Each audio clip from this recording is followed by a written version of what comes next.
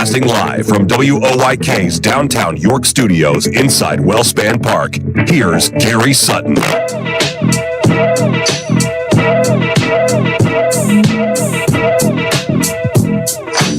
Good morning and welcome to the Gary Sutton Show here on a Wednesday morning on WOYK. It's the Main Street of America in York County.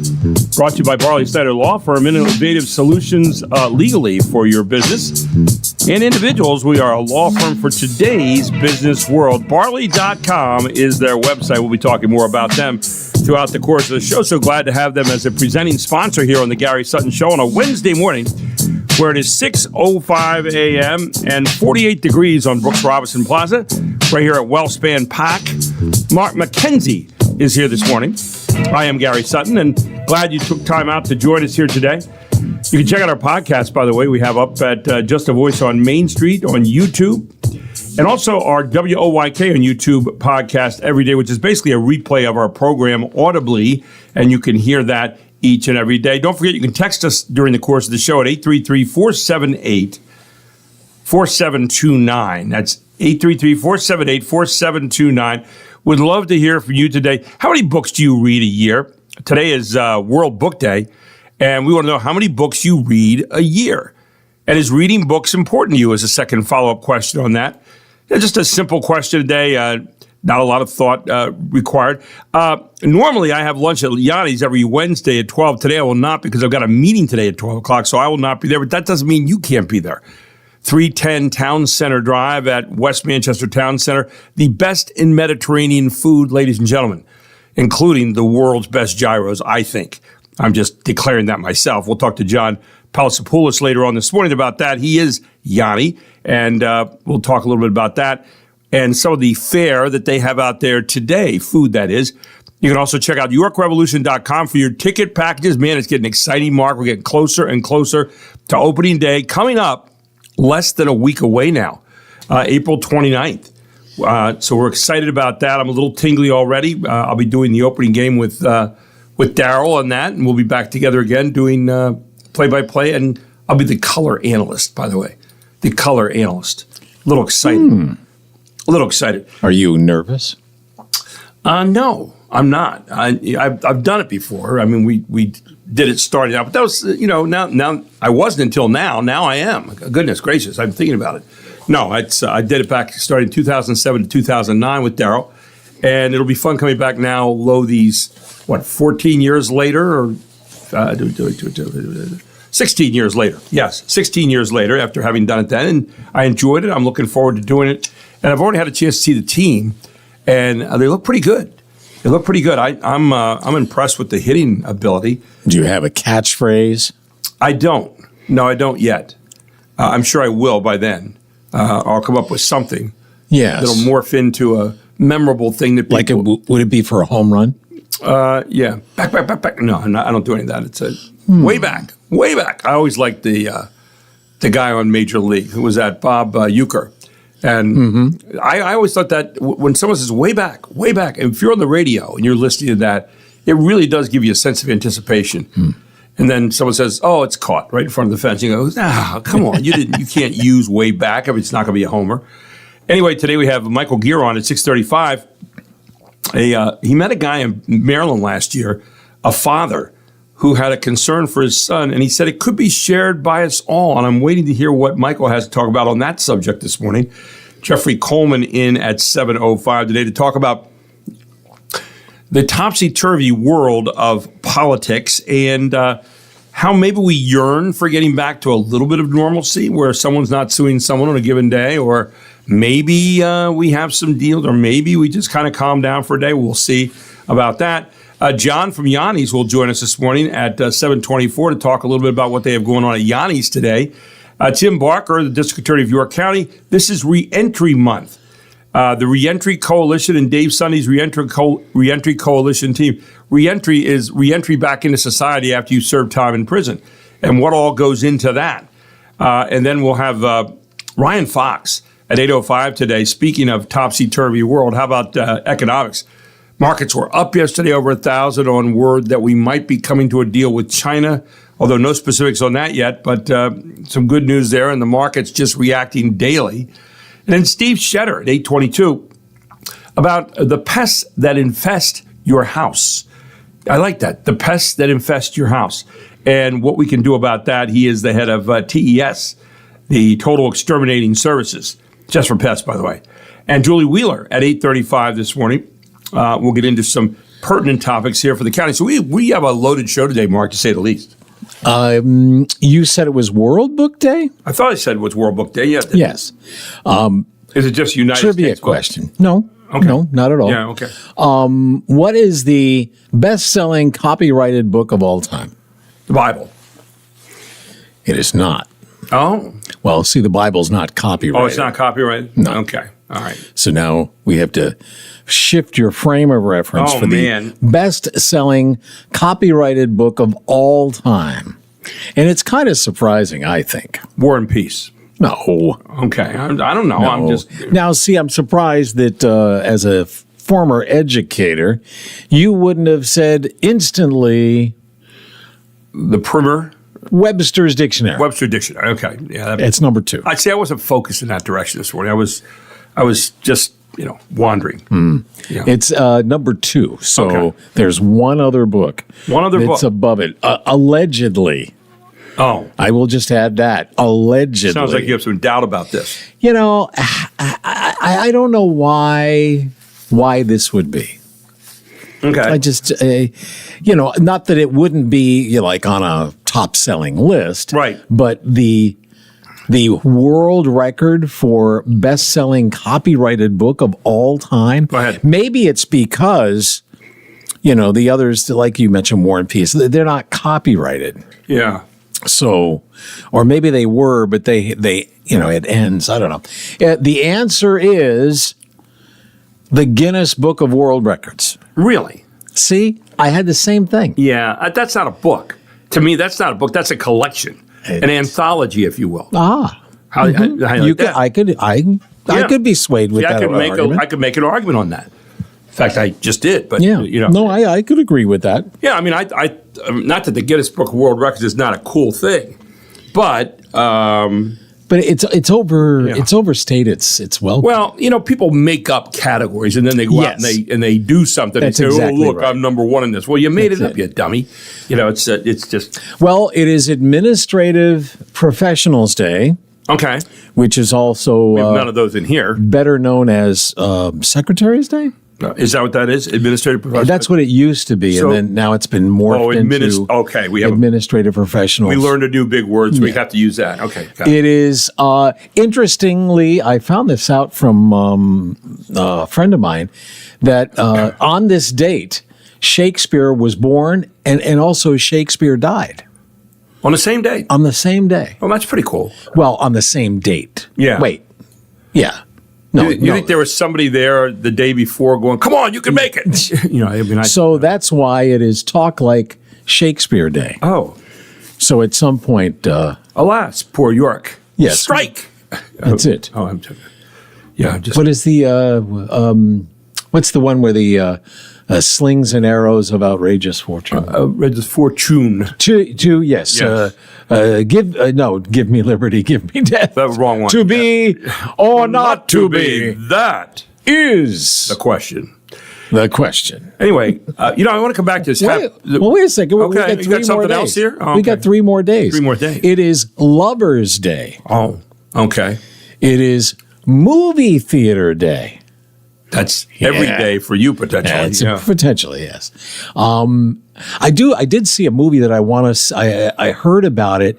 It's coming up in June, and it's some sort of like apocalyptic thing. You love that stuff. Alex, I think his name is Garland. He was involved in some other stuff. Okay. And so it's his movie. So I'm like, oh, this could be interesting. Anyway, Movie Theater Day today, and Take a Chance Day. Okay. Not while you're driving. We're doing a radio program. No, we take chances all the time. We do. Oh, That's good, true. Yeah, we good live, grief. live on the edge constantly. Oh, Yes. all right, I'm done. So that's good. So happy. Oh, wait. Go ahead. Food holidays. Oh, okay. Lest we forget. It is National English Muffin Day. Oh, it's wonderful. My wife makes English muffin bread. And I'm going to tell you what, you toast that. I have some, we're down to the final loaf right now, so I'll make some more. You toast that sucker and put some little bit of butter on it. I'm telling you what, nothing else needed. Nothing else needed. Yeah. Big fan of English muffins. Although I did buy them once from like an English place, and just to get the original kind of Thomas's kind of. Thomas is fine, but I mean, I was something from England and that kind of thing, and they were really salty. So I don't know whether I got a bad batch or what. I didn't buy them again. Today is also National Picnic Day. That seems a little early for that. I don't like picnics, or they're time consuming. There's a lot. Yes, people like packing stuff up and unpacking and packing and bugs, flies. Yeah, really. Ants. Wind's blowing like crazy. Forget it. Yeah. It's your stuff napkin, blowing across your the napkin meadow. just flew away. That's right. You get a flat tire on your car. You don't. You go over the edge of a cliff. I mean, so all that could happen. We just put a damper on that for the day. It's best to get it out of the way. I guess. Thank you. Today. Yeah. And one more. The final food holiday today, National Cherry Cheesecake Day. Really? I could get behind that. I had a cherry fritter this morning, which I did not know they make. I went in this morning. I pulled up to my favorite donut place, and the ladies are just wonderful. Christina and Jersey, and who else is there? Wanda, the whole crowd. And they all waited on me at the same time. But they said, we have not just apple fritters. We have pumpkin, lemon, and cherry fritters. Wow. I went like a dog. Head turned, ears went up. I said, oh, okay, well, let me try cherry. Then I said, let me have a lemon and a pumpkin also, which I brought in and offered to Mark. Well, he could not eat them. I'm feeling a little better, so I might try one of them. Well, I got a pumpkin left. Here you go. Okay. Here, coming to you. All right. Yeah, there's the pumpkin one right there. So little sound there, natural sound to add to the drama. Let me sniff. Ready? Oh, there you go. And we're past pumpkin season when everything pumpkin is worn out. So it's kind of fresh That's again. True. Anyway, it's Happy World Book Day. What was the last one that you read? There's a poll that found that a third of Americans haven't read a book in at least a year. Yeah, that's me. And, so the UN made it an official holiday. I did not know that in 1995. It's April 23rd because William Shakespeare died 409 years ago today, as the aforementioned one a moment ago, in 1616. He was 51 or 52, by the way. No one's quite sure. So what was the last book you read? If you can't remember, you're not alone. A poll found a third of Americans haven't read a book in at least a year. I'm a little surprised that 2/3 have, frankly. However, 63% of us would like to read more. I am one of those. And 66% have a collection of books at home. I have some of those, probably lined up on a shelf like little trophies with dust. Yeah. I have one that has a bookmark at about the 1/3 point. Yeah. And one of the reasons, though, is because it's 1,000 pages. Oh, this book, it's very heavy and kind of hard, and it's like the old school. So it's kind of hard to read and hold at the same time. When we come back, I'm going to give you some of the excuses that people have for not reading as much as we'd like to. And I suspect a few people in this room might have those very reasons. All here on the Gary Sutton Show, the Main Street of America on WOYK. Back with more right after this.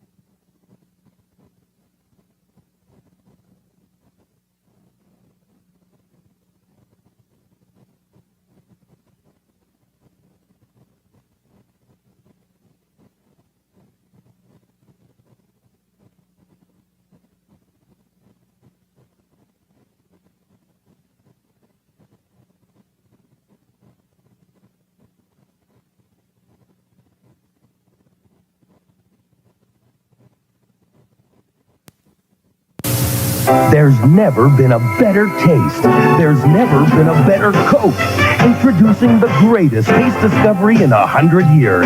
Introducing the new taste of Coca-Cola. A taste that is Coke and everything a Coke means. A taste that's very familiar, yet totally new. A taste so good, so real, it couldn't be anything but a Coke. The great new taste of Coke. Watch for it, try it, and enjoy the best tasting Coke ever. There you go. It was on this date 40 years ago. So this is the 40th anniversary. What looked like a good idea. Well, if you listen to him, he said it was a taste that was familiar but totally new. Yeah, right. How'd that sell out? They were changed. It's weird that they decided to change their incredibly successful secret formula for new Coke. People hated it, apparently. So the company pivoted and reintroduced Coca-Cola Classic. Yeah. And then they dropped the great word. New old taste of Coke. We're going back to it. Yeah. There you go. Is that the great old new taste? Yeah, forget that. And then they dropped the word classic in 2009. So. By the way, Barley Snyder is our presenting sponsor here. You hear him every morning. Barley Snyder, attorneys at law. You know, I was really amazed, Mark, at all the things they are into in terms of representing businesses and organizations and individuals in all the various major areas of civil law. They have offices throughout Pennsylvania and Maryland, and they have more than 130 attorneys, and they provide innovative and effective representation to a wide range of clients. I've seen them in action. I'll tell you what, these people are well-versed in the law, whether it's in banking or business, creditors' rights, cybersecurity. They get into employees and employment benefits, environment and energy, ESOPs, food and agribusiness, hospitality, healthcare, senior living, tax, real estate and construction, trust and estates, transportation, logistics and trade, municipal authority, litigation and risk management, intellectual property and patents, immigration, and higher education. I'll tell you what, I get out of breath just hearing all the various things they're in, but I'm glad they are because they are practicing excellence all the time.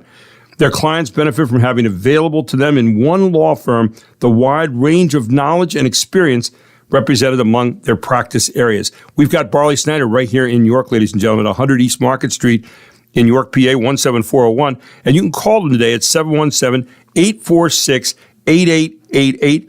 They're open 9 a.m. to 5 p.m. daily, Monday through Friday. And so you can get on over there and see them right across from the Yorktown Hotel. And they are an outstanding firm with a great reputation, a long time here in York. Barley Snyder. Check them out today at barley.com. WOYK News Time is 6:24. All right. So first, I have to thank you for the fritter, the fritter. Is it pumpkin fritter? Pumpkin fritter. Okay. Yeah, pumpkin fritter. And I'm going to return the favor. So I found these in my coat pocket. Okay. What were these?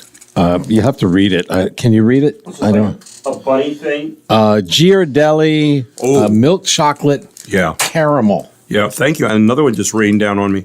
The little baby bunnies. Yes. Yeah. So very, very nice. So there's my. I'll see your bunny and raise you one fritter. No, so anyway. It's actually pretty good. Yeah. Not too heavy with the pumpkin. I just bought the Ghirardelli dark chocolate things the other week. Loved them. So thank you very much. You're very welcome. Sharing a lot of little things for you this morning.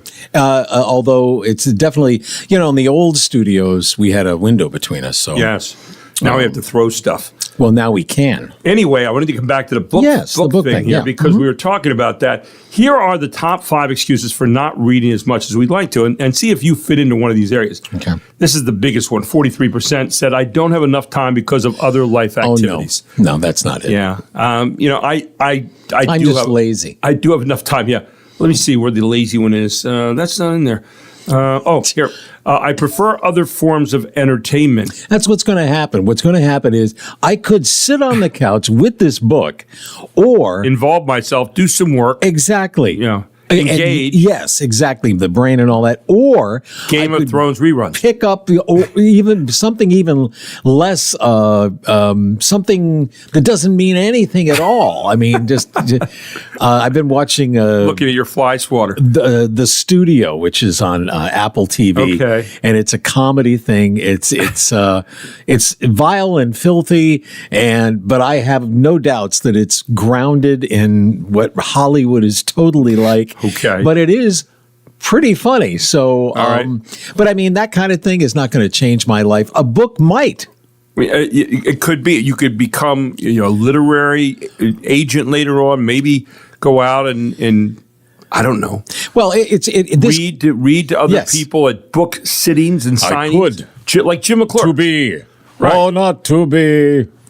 I prefer other forms of entertainment. 32% said that, like TV, video games, TikTok, or just sitting twiddling your thumbs. I see that. Whatever that might be. Number 3, I don't have enough time because of work. 25% said that. That'd be a lie. Number 4, I don't have enough time because of my kids. No. 25% of parents blame their offspring for Really? making them a bad reader. Sure, Blaming blame the kids. kids. Yeah, that's really good. That's mature. Number 5, I have trouble focusing while reading. That These days, it's, that could be, you all this stuff coming at you. did I hear a text? That's right. Ding. So you got all that stuff. Now, people who do read were asked to name their favorite types of books in one category, won by a mile.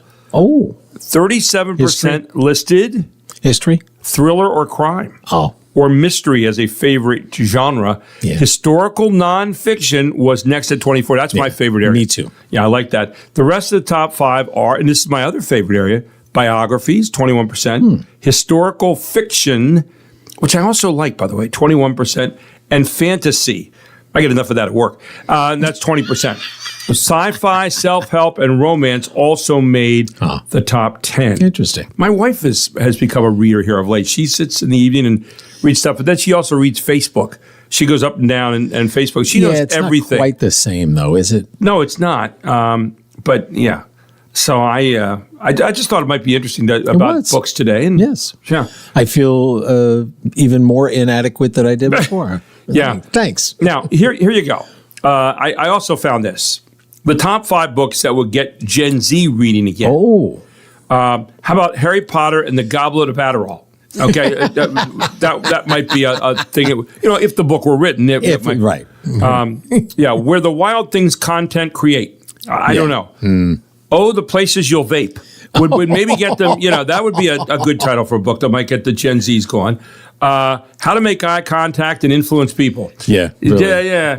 The Hunger Games, Student Loan Edition. That would be, people would dig into that. Charlotte's Always on the Web. That would There be you one. go. Yes, it's a nice little twist there. The Lion, the Witch, and the Shine Hall. No. What to hash when you're hashtagging.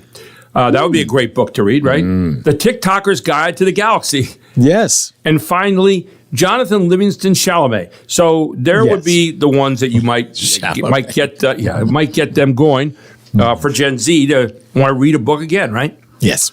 Anyway, when we come back, Michael Gear joins us. He met a guy last year in Maryland, a father who had some deep concerns about his son that may reflect some of the concerns we have about our sons right here on the main street of America in York County and beyond. And he's going to tell you all about that at 6:35 when he joins us. He is the president of the Pennsylvania Family Institute. Michael Gear, here on WOYK, the main street of America in York County. Back with more right after this.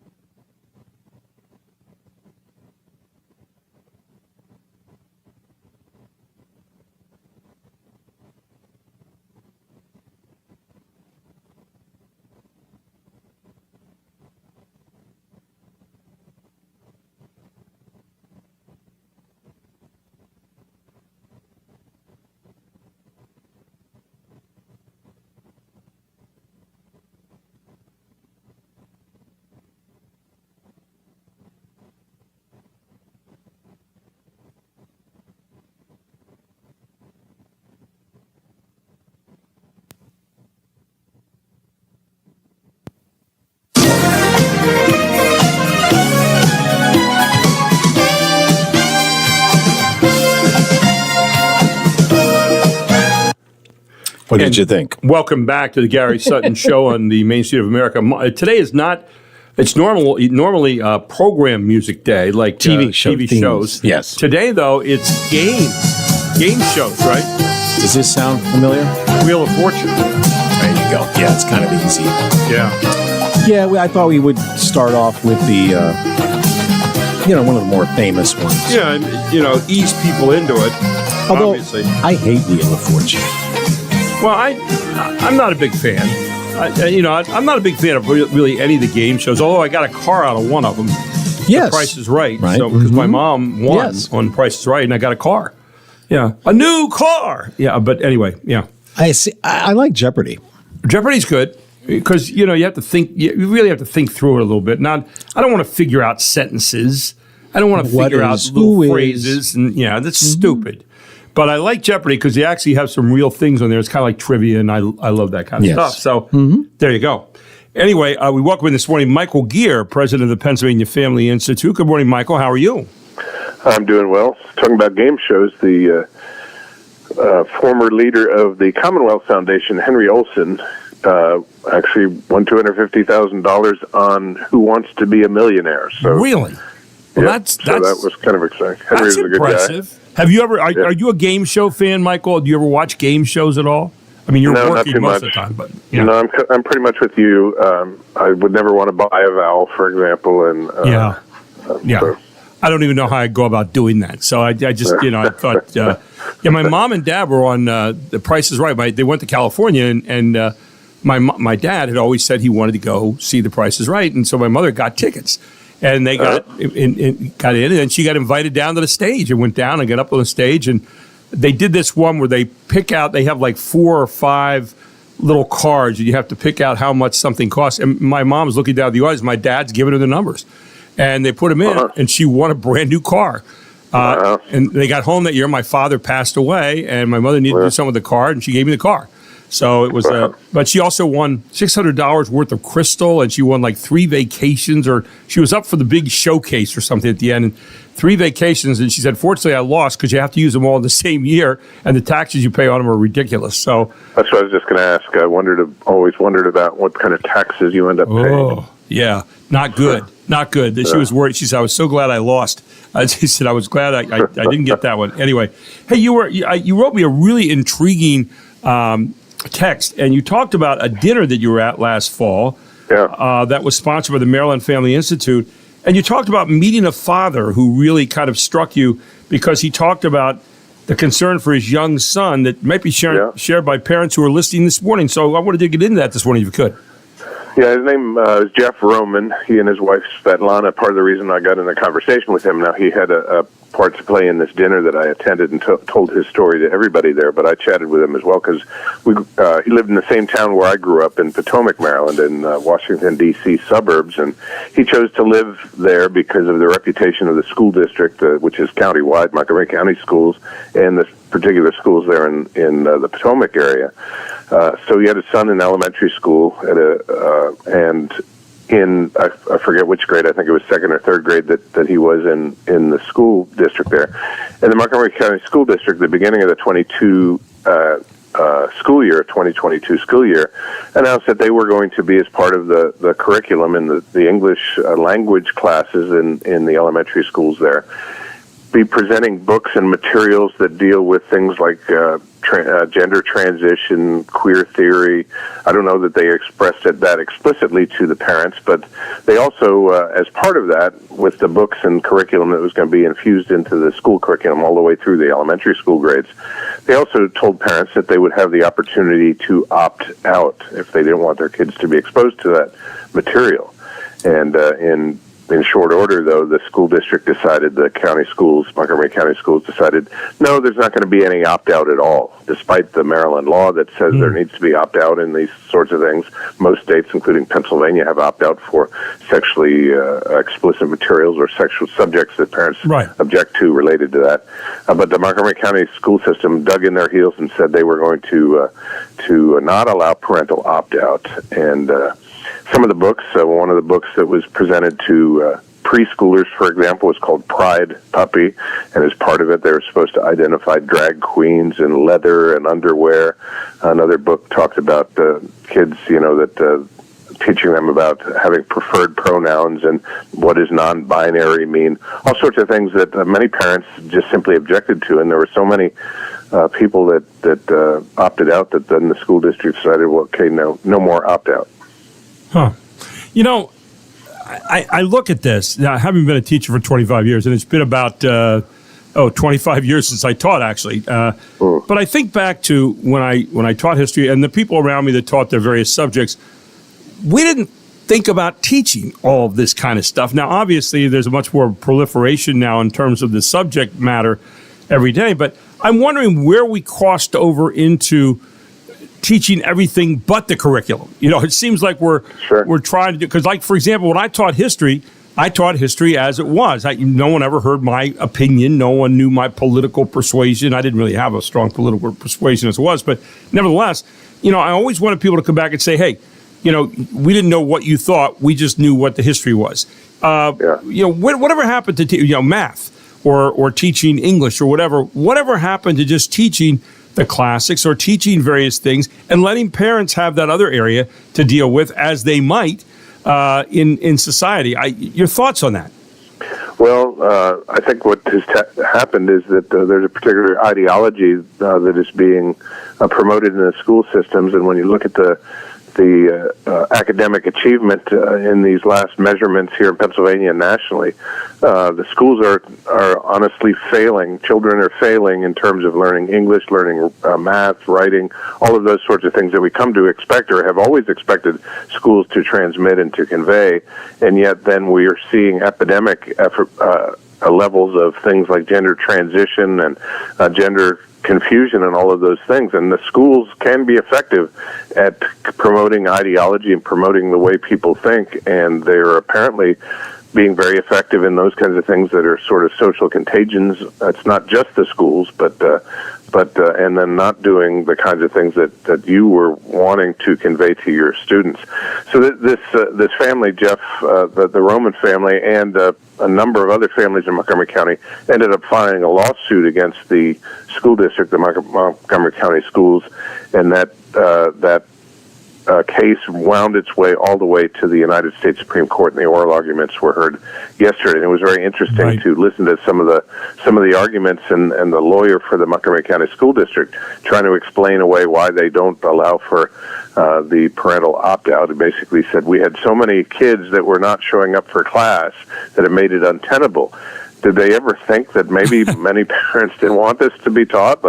So their answer was not to, okay, maybe we should pull back on this curriculum. Their answer was, no, everybody's got to do it now. And so parents were up in arms, and the case was before the Supreme Court. And hearing Justice Gorsuch, for example, ask questions, about your book here was talking about sex workers and things, and the lawyer for the county was saying, no, that's not the case. He said, I read the book.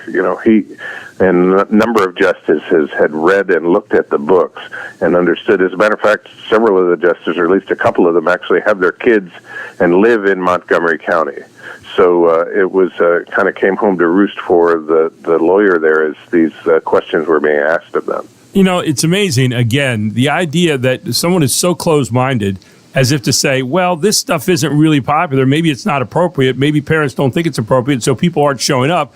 No, and the point you made is so appropriate that, oh, no, it can't be that. We have to be right. Therefore, we'll force people now to go learn this stuff or force people to be exposed to this stuff in a venue where maybe that wasn't appropriate for them to learn it. Maybe if they're going to learn it, they learn it from their parents, they learn it through whatever, but not in school. Not in school. Yes. Yeah. Yep, and especially when you're thinking about the ages of these kids. And we're talking about preschoolers up through elementary school. They also, in addition to having this stuff infused in the English classes and throughout the school day, you think about this. This was one of the questions that the lawyer and Justice Gorsuch got into, because Justice Gorsuch said, well, you allow opt-out for the, said, what grades do you start teaching what's, the family sexuality topics? They said that's fourth or fifth grade.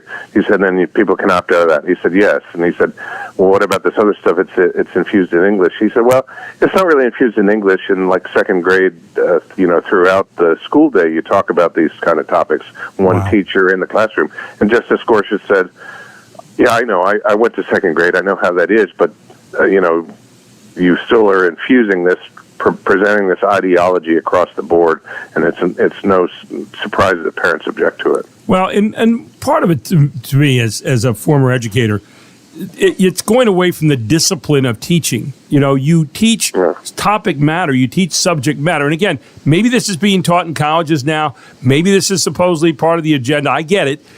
Maybe it's part of the times in which we live. But every moment that we spend on this stuff is a moment we're not spending on teaching our subject matter. And I have a difficult time with that. And I don't see it as progressive at all. I see it as diversion away from the discipline of teaching that which you were prepared to teach. And thus, what you're seeing is, I believe, and I think there is a correlation, the lower scores that we're seeing, not only here, but across the nation right now in the United States, because we've gotten so lazy at teaching our discipline because we're spending time in this other stuff.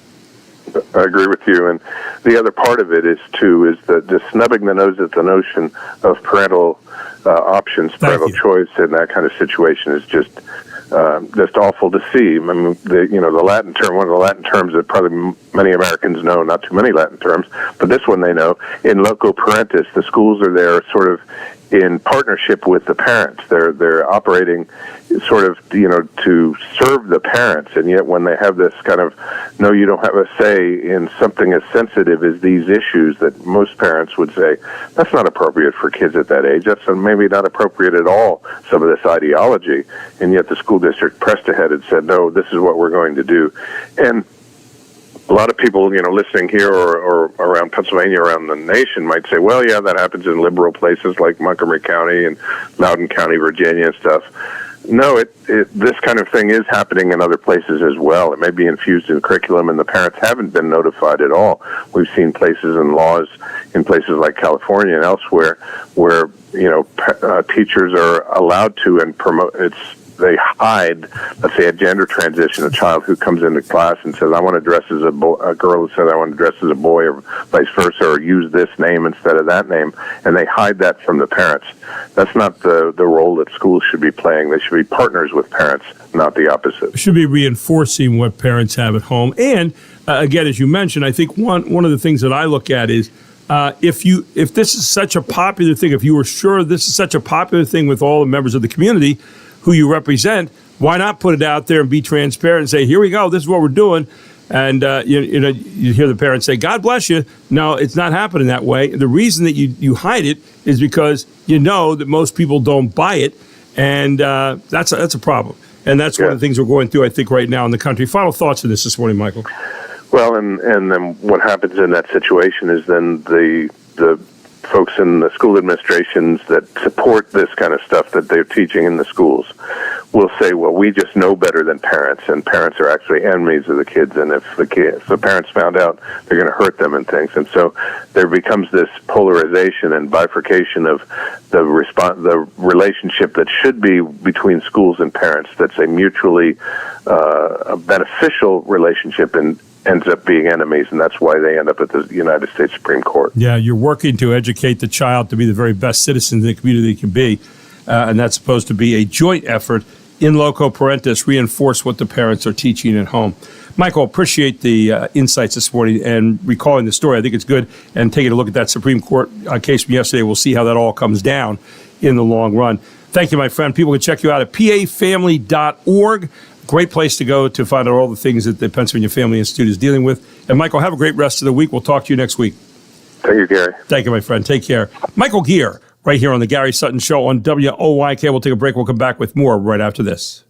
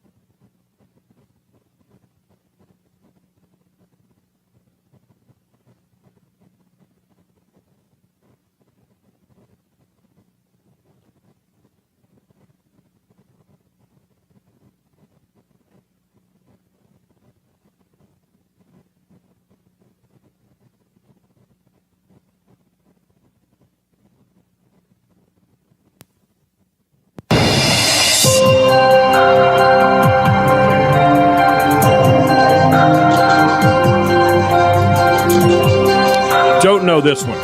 Yeah, I think I would have had a hard time figuring out as well. It is, remember the English lady at, what did she say?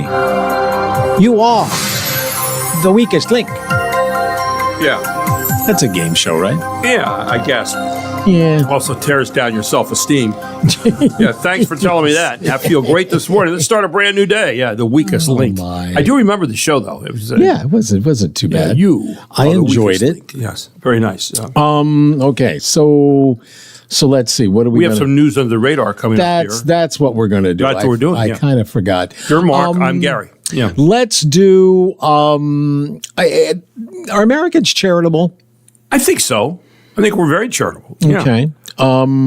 Here's a way that we can quantify that. A new Associated Press Newark Center for Public Affairs research poll finds most Americans gave at least a little to some charities in the past year. The survey found that about 3/4 of U.S. adults say their household contributed money to a charitable organization. Most Americans who donated said they gave $500 or less. That's far below the major gift territory for even the smallest nonprofits. Adults under 45 were more likely to say they donated no money, regardless of their level of income. And that raises the possibility that some younger generations may be less inclined to give to charity in general. John Saucier, Fox News. And, of course, that brings up a local thought about Give Local York, the big give coming up next week on Thursday into Friday. And we have a whole lot of people that need your help and looking forward to helping out. That surprised me a little bit that people are – it doesn't surprise me the younger generation because I think – and, again, I'm not blaming them – a lot of them are up against it. I mean, they know about debt and they know about a lot of things, but giving is maybe not something that we're passing on as well. So who knows?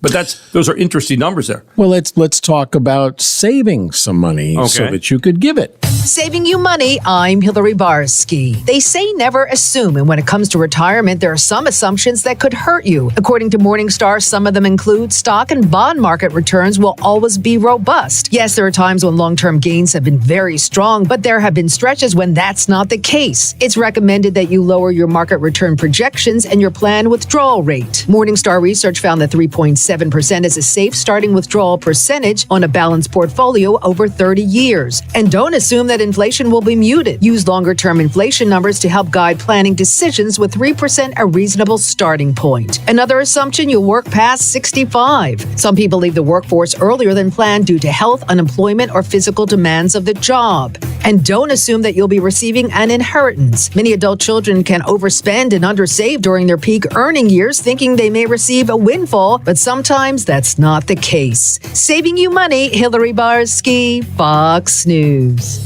Interesting. I saw something else interesting this morning. You know, generational squabbling is a lot of fun. You know, we know that. Older folks love complaining about how these kids today wouldn't be able to function in 1971, when I was a boy. And the younger generations whine about how boomers aren't able to function now. So a website has put out yet another list of common skills that boomers are shocked, I tell you, that Gen Zers don't know. And here are some of them, Mark. These are really kind of interesting. Number one, how to read a map and figure out directions without GPS.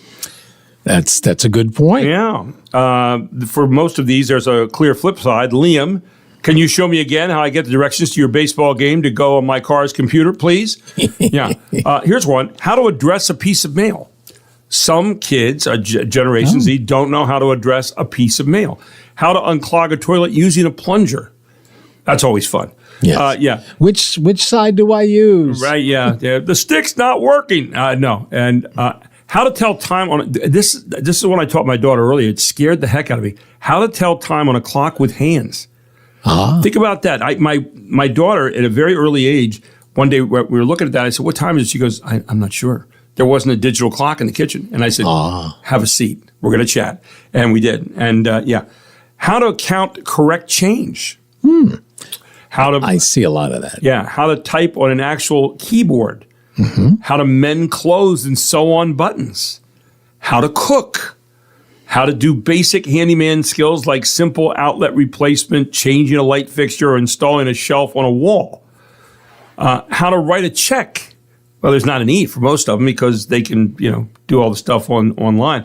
How to use a manual can opener. I still have a couple of those around. I prefer that, by the way, over the other one. How to write in cursive. The problem with the can openers these days is that it doesn't. There's some that take the rim off, right? So it's like below, so it doesn't feel like you're really cutting anything, and then you're the top isn't cut. So where's that? Yes, it's on the side. It gets you into a frenzy. Yeah. But you like it because you feel like you've accomplished something. When I you agree. Do it yourself. Yes. How to write in cursive. How to drive stick shift. How many people can still drive stick shift? How to read Roman numerals. Guilty. I don't do well. How to use non-mobile technology. Seriously. One senior said, quote, "I'm not kidding. Young people have mostly only used phones, haven't the slightest idea where a file went if they downloaded it or what to do with a PDF.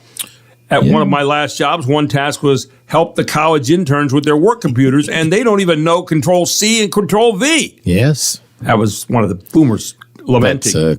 That's save and copy. That's out of BuzzFeed, by the way. Control-C is copy. There it is. Control-A would be, those are the hotkeys. I like doing that. Control-V is paste in. Yes. There you go. See, I know that. Yeah, that's there you great. go. Thank you. So we actually used, the little quickie things that they threw in to kind of make it easier for people. Right. Now, still to come this morning, I've got several crime stories related to Beneath the Radar, and some of them are really weird. And one of them is a love story, actually, about that. And we also, remember the two ladies, the twin sisters that talked at the same time? We talked about them, that answered the questions. Well, they were on Jimmy Kimmel. So, no. Yes, we got a clip of that. That's kind of funny. Okay, and Jeffrey Coleman will join us next. He's a co-host of Morning Light and principal at Churchill Strategies, as we talk about what's the matter today. What is really the matter today? And we boil it all down. We take away all the crap that we're hearing every day. What really is the problem for the country? We'll ask Jeffrey that question. But first, we have news at the top of the hour. WOYK News Time is 7 o'clock.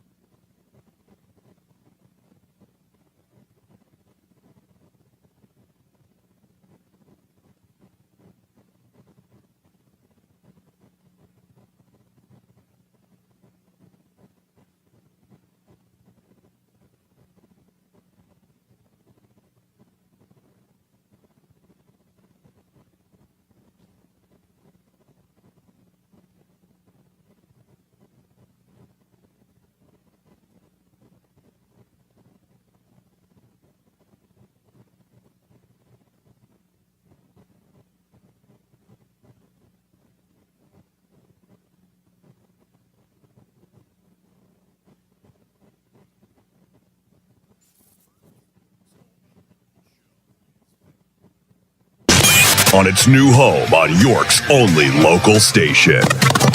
Guess who's back again. This is the Gary Sutton Show on WOYK. I'm back. Now, broadcasting live from WOYK's downtown York studios inside Wellspan Park, here's Gary Sutton. And welcome back to hour number 2 on a Wednesday morning, the Gary Sutton Show here on WOYK. It is the main street of America and York County. It's 7:05 and 49 degrees outside. It's getting a little colder, not warmer yet. I guess the calm before the storm, so to speak here, Mark. But the sunshine's coming up. Looks pretty kind of nice out there. Maybe an English muffin would warm things up. It's National English Muffin Day. Yes, it is. And we do want to remind you that this hour being brought to you by, the whole show being brought to you by Barley Snyder, our presenting sponsor. Barley Snyder is dedicated to being an active partner to help your business succeed. From start to finish, their attorneys and staff cover every detail of your company's legal needs with an eye on exceeding your expectations. Check them out at barley.com. Gary Sutton, Mark McKenzie with you here in the second hour of our Wednesday show, Hump Day. And we welcome in this morning Jeffrey Coleman, who is the principal at Churchill Strategies, also the co-host of Morning Light on Lighthouse TV, along with Deborah Pinkerton. Good morning, my friend. How are you? Good morning, Gary. Doing well, thank you. It's great to have you in. I was struck the other day. I was talking with someone last night. Pope Francis dying on Monday morning at 7:35. Yeah. It was amazing when you read about him. He basically didn't listen to any of the doctors on the final day and said, I'm going at it. It's Easter. Kind of the big day in the Christian world, and took the Pope Mobile around the Vatican Square and, met with people. I think he met with J.D. Vance, our vice president. He did all the various things, gave his address. It was almost like, here's a guy who had spent 5 months in the hospital, or 5 weeks in the hospital, and came out and said, listen, I kind of know what the ending is, but this is the biggest day of the year, and I hate to say it this way, but going out with a bang, so to speak. Yeah, your thoughts about the Pope and who he was and the way he exited life, it is kind of almost appropriate in a way if you think about it, but I wanted to get your take on that this morning. I'm probably not being as eloquent about it as you will be. Well, what's so fascinating to me about the Pope is that he's one of the people that is very difficult to define by current political terms. Right. If you were a conservative Catholic who thought that this Pope was going to deliver a series of kind of head-turning reforms, and he didn't. If you were a liberal, expecting him to overturn the Catholic teaching on marriage, on family, on a host of other issues, he did not do that either. But what he did do was create a space for Catholics to talk, to come back in, doing simple things like apologizing to victims of sexual abuse, and then living out in the best way he knew how the Beatitudes, and taking very, very seriously the commands of Christ, literally to come adjacent to and love those who are imprisoned, washing the feet of people who society had thrown out and who were literally in every way outcasts. So when he's dying, I think part of the thing that you can learn about Pope Francis from his death is that he is from a generation, whether he was Pope or not, that really did believe that every day mattered, and that every life had significance, and that you had a certain duty to show up. And he did that. Yeah, he sure did, especially his last day. I mean, he, very frail, and yet at the same time, he was where he was supposed to be, doing what he was supposed to do on that Easter Sunday. And so it's kind of amazing. One of the things that struck me about him right from the very beginning, and again, you can throw out all the political stuff, the humbleness that he exhibited. And I read stories about him. He would go out at nighttime and walk out among the people on the street, didn't have his clothing on as a pope. He now just was a regular guy out there and enjoyed doing that. And that struck me about him, that here was a guy who was really a man of the people. Again, despite any political things you felt about him or conservative liberal stuff, pretty decent guy. Yeah, Gary, I think the example was of a pastor When you're a shepherd of the flock, your job is not to enrich yourself off of the office that you hold. I don't know what his net worth was, but I know that by all accounts he did not use the office to enrich himself or his friends or build palaces in Argentina. It was the life of a follower of Jesus as he saw it. And so the downscaling of apartments using smaller, I remember those first early days, riding around in a little Fiat. Yes. So all of those external things, we don't think they're important sometimes, but we're in an age of symbolism when a church can't say, on one hand, we have a financial scandal and a sexual abuse scandal we have to deal with, but yet the Pope lives opposite or contrary to that. It was the right Pope, I think, for the Catholic Church at the right moment. Interesting point there. And again, the idea that, humbleness is strength to me. I as I watch for leaders, I always look for the humbleness quotient, so to speak. Yeah. Are they willing to be humble? And in doing so, do they become strong as leaders because people want to follow someone that is more like them? And there is a certain humbleness quotient. Do you agree with that? I agree with that. The people that are my heroes are people who you will never hear of, because I was able to observe them up close and see how they reacted to people. And it's really the person who takes you in. If you're sitting across from somebody and you see that person is listening deeply, not just waiting for their turn, and then you meet them again and they remember something you said. I have my barber is that way. It doesn't matter if it was 10 or 15 years ago he met one of my children. We talk about that son or daughter or my wife every single time I sit in the barber chair. Yeah. And I go, it takes an extraordinary amount of humility to talk about somebody else and to put others before your own needs or even desire to be loved. Well, and it becomes a great conversationalist, too, and you feel like you have value as a person when that person brings those things up and says, I cared enough about you. I remember your stories. I remember who you are. And then being able to converse about that with you or maybe allow you to open up a brand new area of conversation, which to me is absolutely priceless in society. Yeah. I think, Gary, when you saw his interaction with J.D. Vance, this is someone who was not unaware of the things that the vice president said about him or that President Trump said about him, but did not make that a bone of contention.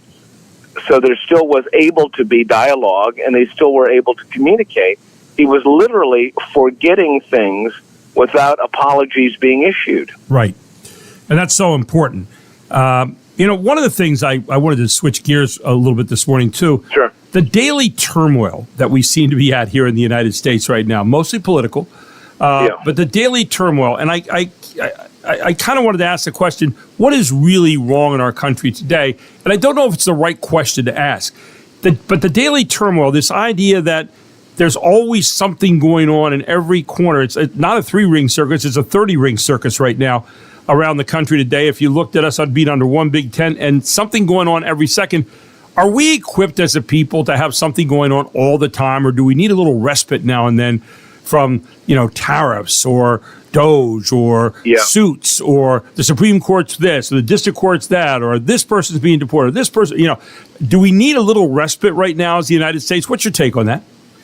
Well, I think that human beings are designed for rest. I mean, it's the rhythm of life. You've got to have what Christians or in the Jewish tradition you would call the Sabbath, a period where you are not affected by the day-to-day course of events. What's happening today, Gary, is I think our lives never end, so there's no deep rest, and there are really no weekends that are built in to recharge spiritually, physically, mentally.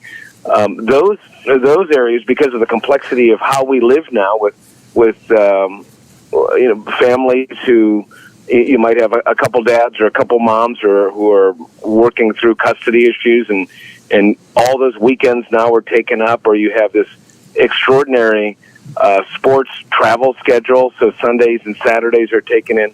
All of the margin is being erased from our lives, so there is no more balance to it.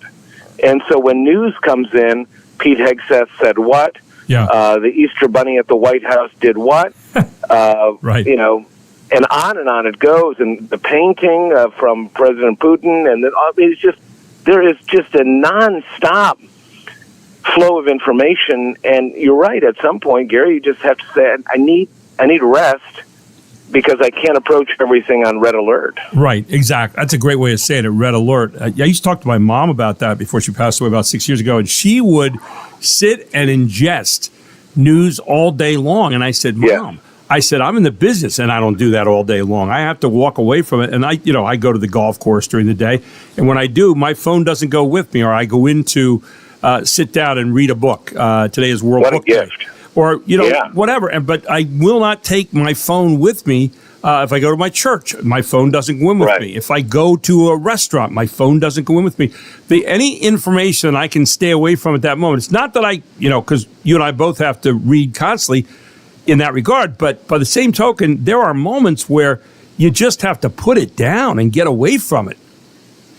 Yeah, we're going to have to find ways. One of the things that we've been talking a lot about lately on the show is this generation, and it's kind of a wide gap of kind of 18 to people in their late 30s and early 40s. Men, in particular, are finding out that all of the things from pornography to online gaming to the overwhelming kind of sports and media culture, the pressure which they're no longer taking to get married, online dating, swipe left, swipe right. Yeah. All of that pressure is driving them to old traditions. So they are picking up, they're asking older people, they're trying to find out, how do I establish healthy boundaries? And in the strangest thing, I think, statistic out of all of that, is that in that age category of young men, 30% of them are now reading the Bible. And I think it's less maybe about the specifics or denomination or Christian or not Christian, than they just know that they have heard a generation of people talk about, well, maybe this book will help me, and maybe it knows something I don't. That's so they're searching for, because there's no rest. Yeah, and so where we say that you're just now getting around to that we're saying, well, in your life that you have lived and where you started, that may have not been taught. That may not have been, transmitted on to you, or may not, and you found yourself caught up in this noise that is nonstop. And so all of a sudden that may provide a quiet time for you, a time of reflection, a time of, maybe getting into just thinking about some things where we're not used to that quiet time. We're definitely not used to that at all. Hey, what do you have coming up today on Morning Light, by the way, Jeff? Well, with all the talk about the Pope, and anytime there's a high-profile exit of a world leader, the Queen, Jimmy Carter, the Pope, there's a real question underneath it all, which is, what do we do with this idea of death? If you're coming out of Easter and you're making these audacious claims about what happens and Jesus conquering death and all this, well, does it really change the way that you think about death, or are you still just as freaked out and scared, even though you say what you say and claim to believe? And when you hear people like the Pope or a Billy Graham or a Jimmy Carter talk with certainty about what they believe, they know what's going to happen, why can't an ordinary person have that same kind of assurance, even if they're not flying on Air Force One or having their body displayed at St. Peter's Basilica? Nice light day on Morning Light, huh? Wow. Day, yes, goodness indeed. Gracious. That's deep. I wish I was sitting on the panel today on that. People can watch that on Channel 49 right here locally, Lighthouse TV. It's a great show. It starts at 9 o'clock this morning. Jeff, always good talking to you, my friend. Thank you so much for dissecting some of the issues of the day. Really appreciate it. My great pleasure, Gary. Have a great Talk show. To you soon, my friend. Take Bye. care. You too. Jeff Coleman here on the Gary Sutton Show on WOYK. When we come back, meet John from Yanni's, and he'll tell you what's going on at Yanni's right now. I mean, they're everywhere, Mark. We're going to get into some of that with John Paulsopoulos when we come back here. And also, what else do we have, Mark? Fox Sports Update. We're 1 day away from the NFL draft. Yay! Mark is just about on cloud 9. He's crawling up there right now. We'll take a break and tell you more about that, too, when we return on the Gary Sutton Show at 7:19.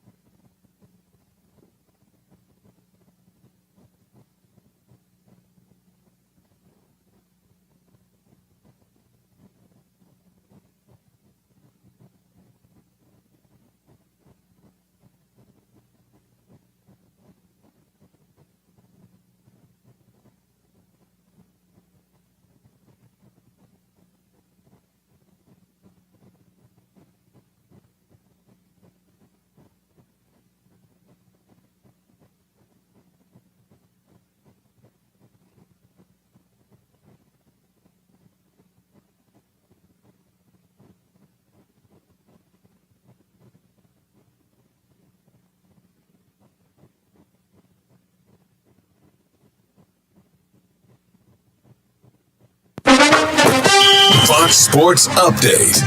Final seconds will tick off the clock. And Oklahoma City, with another convincing win, they take a command 2-0 series lead. With this best of 7 now headed to Memphis for games 3 and 4, Thursday and Saturday. On TNT, they had the best record of the NBA this regular season. The Oklahoma City Thunder followed a 51-point win over the Grizzlies in Game 1 with a 19-point margin last night. The Thunder beat the Grizzlies 118-99. Shai Gilgeous-Alexander scored 27 for Oklahoma City, which has outscored Memphis by 70 points total the first 2 games. The 1986 Lakers, the only team in NBA history with larger blowout wins in the first 2 games of a playoff series. Speaking of the Lakers, Doncic and Edwards. Cutting Dorian Finney-Smith. They swing it around. Luka for 3. Timeout, Minnesota. On TNT, Luka Doncic scored 31 points, along with 12 rebounds and 9 assists. The Lakers bounced back from their defeat at home in Game 1 with a 94-85 win over the Timberwolves. LeBron James added 21 points, 11 rebounds, and 7 assists. Series tied 1-1 Game 3 Friday. in Minneapolis. In Indianapolis last night, the Pacers beat the Bucks 123-115. Indiana up 2-0 on Milwaukee, which will host Game 3 Friday. Pascal Siakam and Tyrese Halliburton combined to score 45 points for Indiana, which never trailed last night. Damian Lillard back in the Bucks lineup, out since mid-March because of a blood clot in his calf. Lillard scored 14 for the Bucks. Hockey Stanley Cup playoff wins Tuesday by Minnesota, Florida, Carolina, and Toronto, which beat Ottawa in overtime for a 2-0 series lead. The Hurricanes are up 2-0 on the Devils. The other two series tied 1-1. It's Game On with the Fox Sports app, available wherever you download apps. I'm Jared Max. Get more on the Fox Sports app and foxsports.com. 725 on the main street of America in York County. This is the Gary Sutton Show on WOYK. And I'll tell you what, if you are looking for a great taste in Mediterranean food, you're looking for something different, you say, where can I go? Yanni's Gyros is the place. 310 Town Center Drive in the West Manchester Township Town Center, right out there next to Buffalo Wild Wings. And John from Yanni's Gyros, the owner, is here this morning. John, how you doing, my friend? Good morning. Very good. Thank you. And yourself? Well, I'm doing very, very well. You are as busy as, I don't know, a one-arm paper hanger with an itch right now. You've got it going on at Hershey Park. You've got it going on up in some of the other areas in Harrisburg and Hershey and so forth. But right here in York at 310 Town Center Drive, Yanni's is going great guns, right? Yes, sir. Talk a little bit about the menu there for people who have never been to Yanni's yet. And I normally go out there at 12 every Wednesday. I won't be able to today because I've got an appointment, which I'm mad about, but I will try to get to Yanni's later on tonight for dinner. My wife and I are planning on coming down for dinner. But you have, let's start with the obvious, the best gyros. And one of the reasons is your dad, Chris, makes a lot of them, right? But you stuffed those gyro rolls full of meat and all kinds of wonderful goodness. Talk about that a little bit. Yep, it's fresh shaved meat right off the gyro spit, stuffed full of fresh vegetables and our homemade tzatziki sauce. You know, I'm probably pretty simple, John, as you well know, but I could sit there and watch the meat get shaved off those gyro spits all day long. I don't know what it is about that. I just think that's the coolest thing. I've never understood why they do it that way, but it's really, really good. So I don't even ask why anymore. I just eat it and say that, move on, right? They're delicious. Now, you have other things out there, and I know I asked you the other week your favorite thing. You talked about souvlaki, this idea of putting meat on a stick. You have chicken, you've got pork, and it's done just right on the grill. You get it right every single time. Is that like a main thing that people would eat in Greece, John? Yes, sir. Yep, one of the staples. Now, what other things are your favorites at Yanni's? I mean, you're there all the time. You're working all the time. But I know you've got to have a few favorites. You said about souvlaki the other week. What goes with that on John's appetite menu? Along with the souvlaki, I also like our moussaka and our spinach pie. Both homemade right there in the store. Just tell people a little bit about moussaka because it is a really interesting dish. And I've tried it, and I think it's absolutely wonderful. Tell people what goes into moussaka. It's layered ground beef, potatoes, eggplant, zucchini, and baked all together in a bechamel sauce. And it is amazing. Now, you've got some other things going on right now, too, as far as the one out in the east side. Tell us a little bit about the progress report on that. Coming along, we making some final adjustments there in the kitchen. Going to be getting our tables and chairs in soon, and then we just got to run through final inspections and cleanup. Out where the old, I guess, Five Guys was, right out there at the Best Buy shopping center, right? Yes, sir. And looking forward to when that's going to open. You're also in Hershey Park. Tell people about that as well. Yep, we're contracted there with our food truck. We're there currently Friday, Saturdays, and Sundays until the park opens up, and we'll be there 7 days a week. Wow. And meanwhile, you're going to try to sleep sometime, right? Maybe. Now, you're available for dine-in at the great restaurant right now at 310 Town Center Drive. And you can dine in or you can get carry out, which you have a lot of. You call 717-885-0710. That's 885-0710. And you're open 11 to 9 every single day, right? Yes, sir. And we're also available for DoorDash, Grubhub, and Uber Eats for delivery. There you go. So any way you want to get your food, you need to get Yanni's. Ladies and gentlemen, if you've not gone there yet, you need to do it. And it's very affordable. The price per person, $10 to $20. And I'll tell you what, it is worth every single bite. And one of the bites you want to try when you're out there are those great French fries. You make some of the best French fries, hand-cut, boardwalk-type fries that I've ever had, John. Congratulations on that. Well, thank you very much. John, keep up the great work. You have brought a great taste to York, the taste of Mediterranean food. It's Yanni's Gyros, and located right out there at 310 Town Center Drive, West Manchester Township. And it's West Manchester Town Center, right next to Buffalo Wild Wings. And someday they're going to say Buffalo Wild Wings right next to Yanni's. So we want you to go to Yanni's. That's the place for the great Mediterranean food. Get on out there today and enjoy lunch. And, John, thanks for all you're doing for York. You've really brought a great taste to town. No, well, thank you to everybody here. Thank you very much. And have a great rest of the week, John. Take care. You as well. Thank you. John, out at Yanni's Gyros. Get on out there today. I'm telling you what, open 11 to 9, and some of the great food. If you've never had it before, ladies and gentlemen, once you taste it, you'll want it over and over again. It is one of my favorite places in all the world, and, make it one of yours too. When we come back, Tim Barker is the District Attorney of York County. The reentry month that is going on right now. What's that all about? Well, he's going to tell you a little bit about the Reentry Coalition and Dave Sunday's Reentry Coalition team. All next on the Gary Sutton Show on WOYK, where it's 7:30.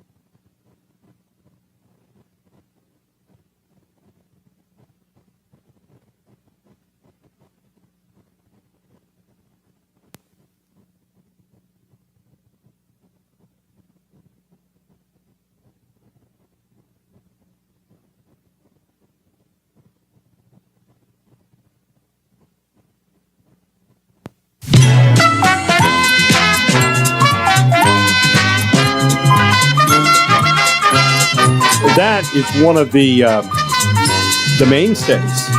It's Game Show It is. Wednesday. We game show themed. I would say top 3.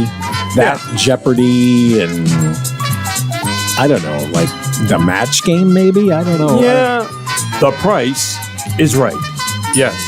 Yeah, there's no. Tell them what they won, Johnny. Yes. Yeah, there and go. you would know that. I would, because I actually got something eventually. Now I not still, the way I wanted to, but I still have a, and I played the Price is Right stage version. Yes. With Jerry Springer as did? the host. I did. Very cool. And I went down.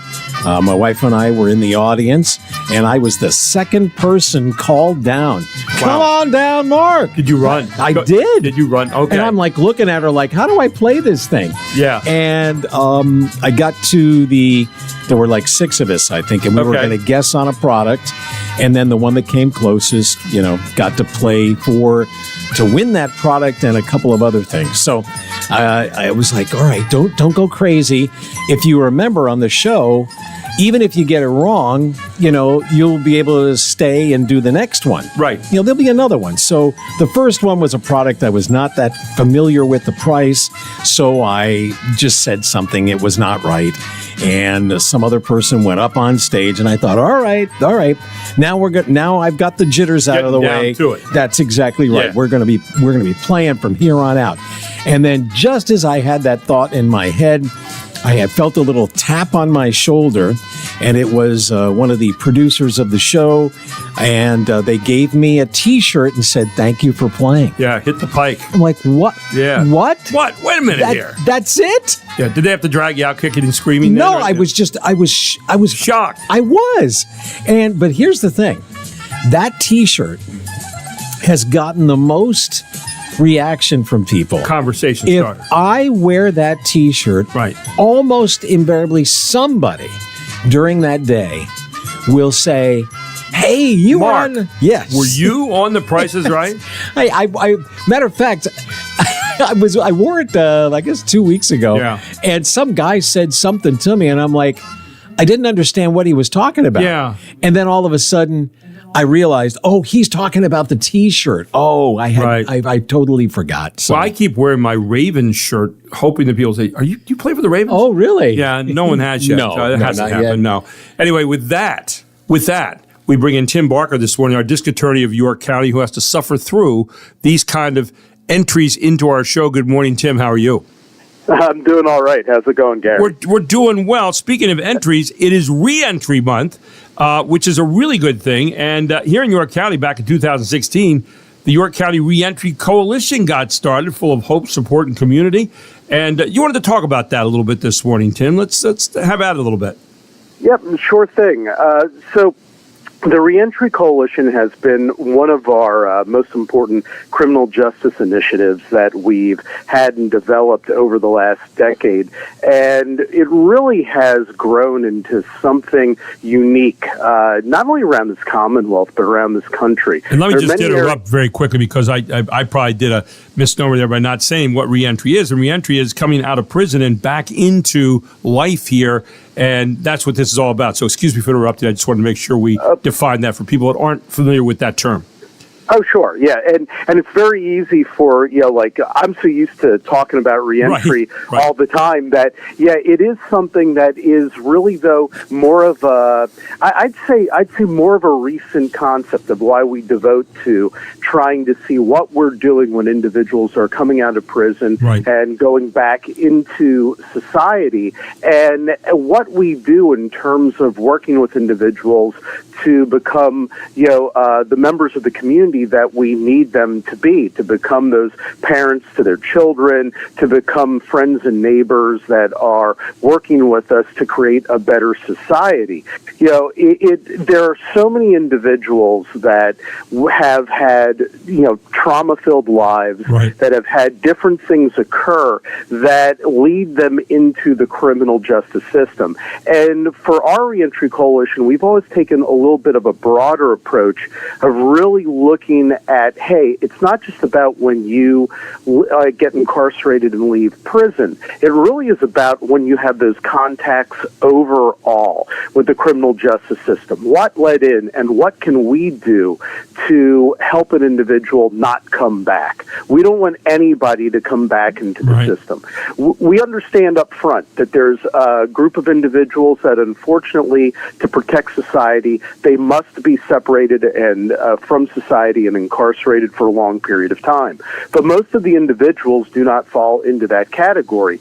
And our local community corrections, our local York County prison, is really an important part of what we do in terms of setting individuals up to succeed rather than to fail. And that is how the Reentry Coalition came about. I was part of this from the very beginning, representing our office, and became managing co-chair of the Reentry Coalition Advisory Board at the very beginning, and have been doing that ever since. And I've seen it grow and blossom into this really phenomenal collaborative effort that brings in so many public and private partnerships, so many agencies, nonprofits, groups that are dedicated to wanting to go ahead and work with individuals to have them go ahead and be on that path to success. Yeah, Tim, I was really struck when I looked at the York County Reentry Coalition.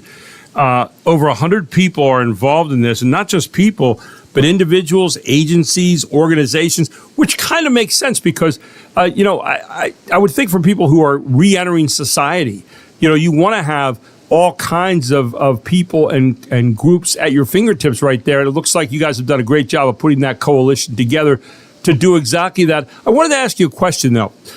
For people coming back into society, out of prison or out of, being, under some kind of detainment, what is the biggest problem for them coming back in that you found? Is there one thing that stands out above some of the other things that you would kind of run up against?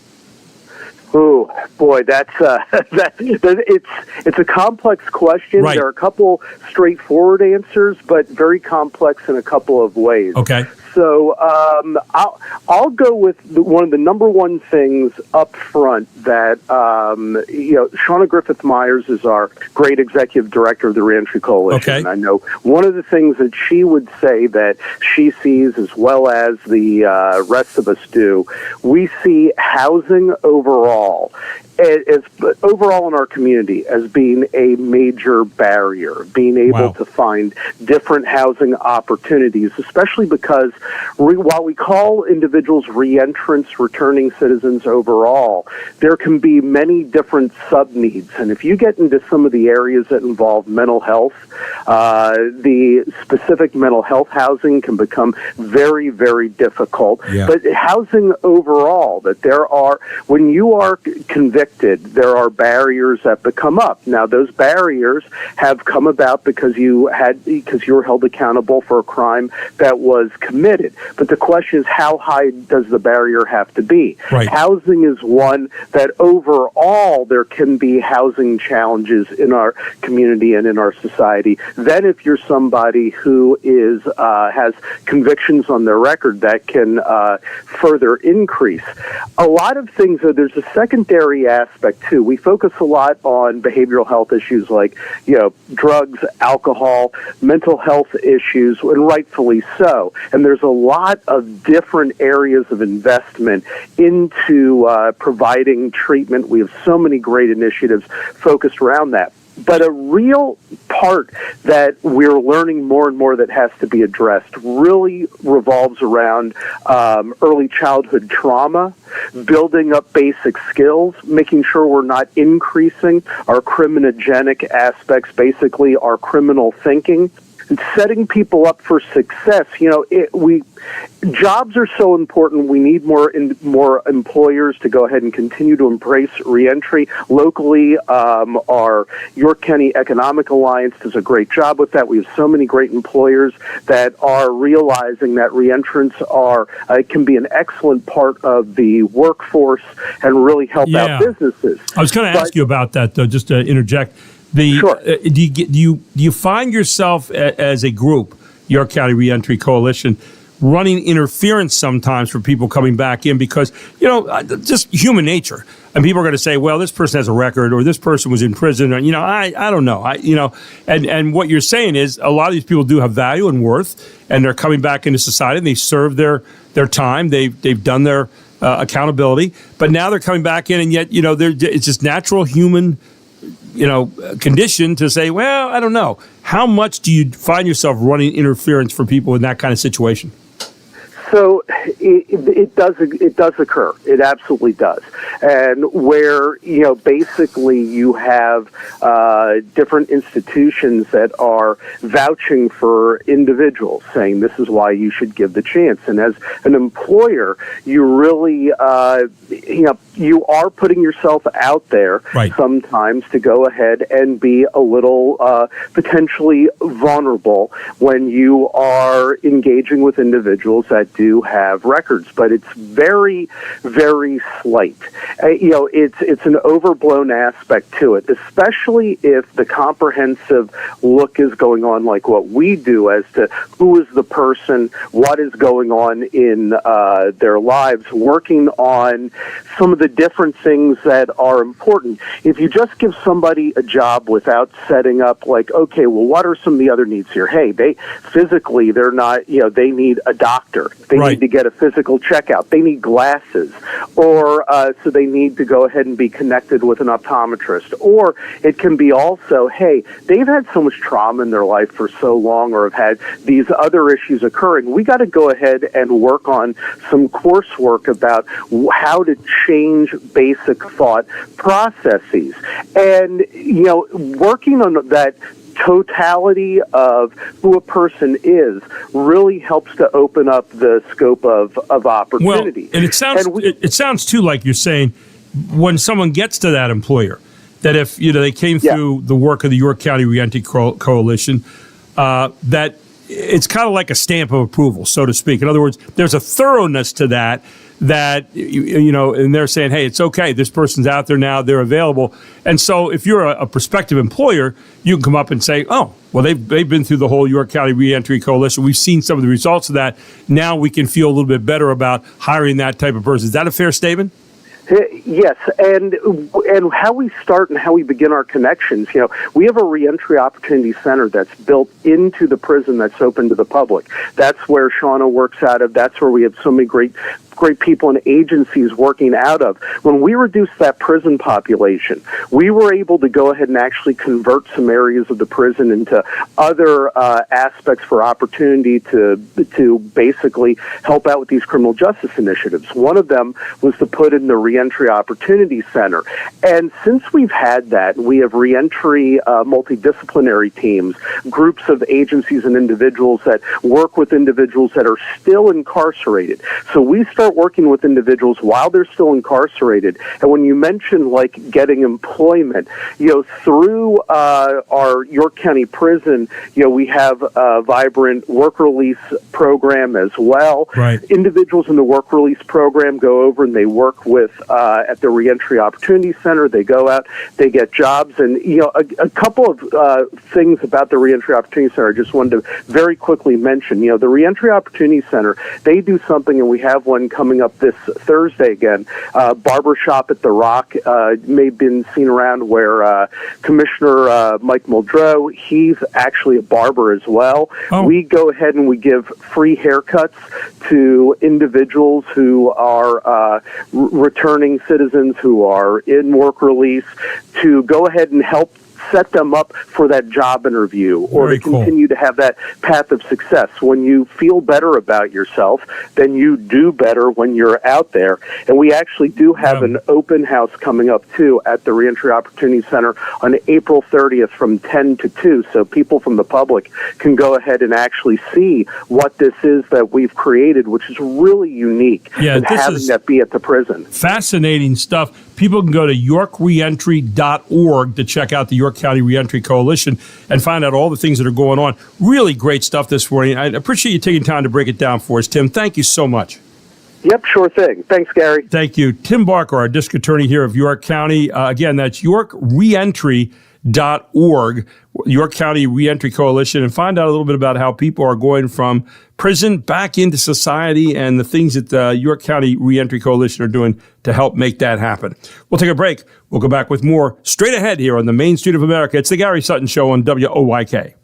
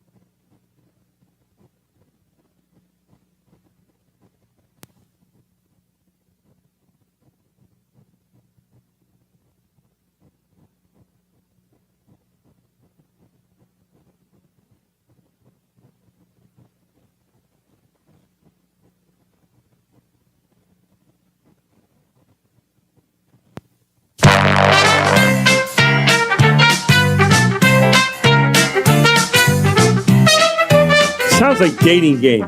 It is the Dating Game with Jim Lang. I used to like to watch that show. Yeah, very risque, double entendres. In mass. But it was a good show. It was fun. Famous people that were on it. Awkward moments. Mm-hmm. Yeah. Well, we didn't know they were famous at the time. No, we didn't.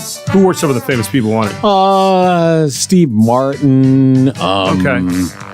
The Magnum PI. Yeah. So there was a number of others. It was a little risque in places. They'd say things like, what would you do on your first date? Well, okay, fine. And you also had to fix something or say something to make yourself stand out. Exactly right. And that's what happened. You didn't want to be 7 shades of beige on that show. Exactly. Just the way it is. By the way, Thomasville Country Auction is having a big sale this afternoon, but I do want to tell you that this coming Saturday, they are selling a 2016 Scion 5-door hatchback, an estate car, only 31,000 miles to be sold this coming Saturday at their sale at Thomasville Country Auction. By the way, you can follow them on Facebook and note that furniture is now getting sold at 6 p.m. in their sales. And so I just wanted to let you know that at Thomasville Country Auction, where they have a sale this afternoon at 4 p.m., and they've got a whole bunch of really cool things, like mid-century pieces, tools, snowblower, a tool chest, a 26-inch snowblower, electric start, like new, Craftsman roll-around tool chest. You can just roll it around and bang it into stuff. But no, I know, it's a great tool chest. Hand tools, rakes, shovels, brooms, pitchforks, stone rake. They've got galvanized sprinkle can, garden tools, aluminum ladders, gas cans, extension cords, portable air compressor. Just to name a few. And all you have to do is go to thomasvillecountryauction.com, hit auction date. Today is the 23rd, and you will see every item up for bid this afternoon, so you know when you get out there what you're going to bid on. Now, maybe it's time to have some people bid on your stuff. What do you think about that? Maybe you have a lot of things sitting around and you're saying, geez, I want to downsize a little bit, or maybe you're moving. You don't want to carry all that with you, or maybe you have an estate to settle. Jack and Cheryl Hooks are just the people to take care of that for you. Tell them I sent you and give them a call at 717-764-5403. They'll come out to your home. They'll look at all the items. They'll talk to you about the sale, answer all your questions, even tell you how they can haul the items from your house to their auction house and make it a lot easier for you, and then have a sale or multiple sales to get rid of all the things that you have there and make sure they get into the right hands. Jack and Cheryl Hooks have been doing that for over 40 years. And when it comes to selling your real estate, Cheryl can do that for you and save you lots of money and time and energy. Find out how by giving her a call today at 717-764-5403, or better yet, see Jack and Cheryl in action this afternoon at 4 p.m. They have a sale at Thomasville Country Auction, Route 30 West at the railroad tracks in Thomasville. So if you remember those twin sisters from Australia. We were talking about them the other day. Yes. Yeah, when they had that, somebody committed the crime and the two of them saw it happen, and then they got interviewed and they spoke together without practicing. They just, it's a habit that they do. Yikes. When they're together. One is answering and then the other just kind of mimics that. And so a lot of people on social media thought that was interesting.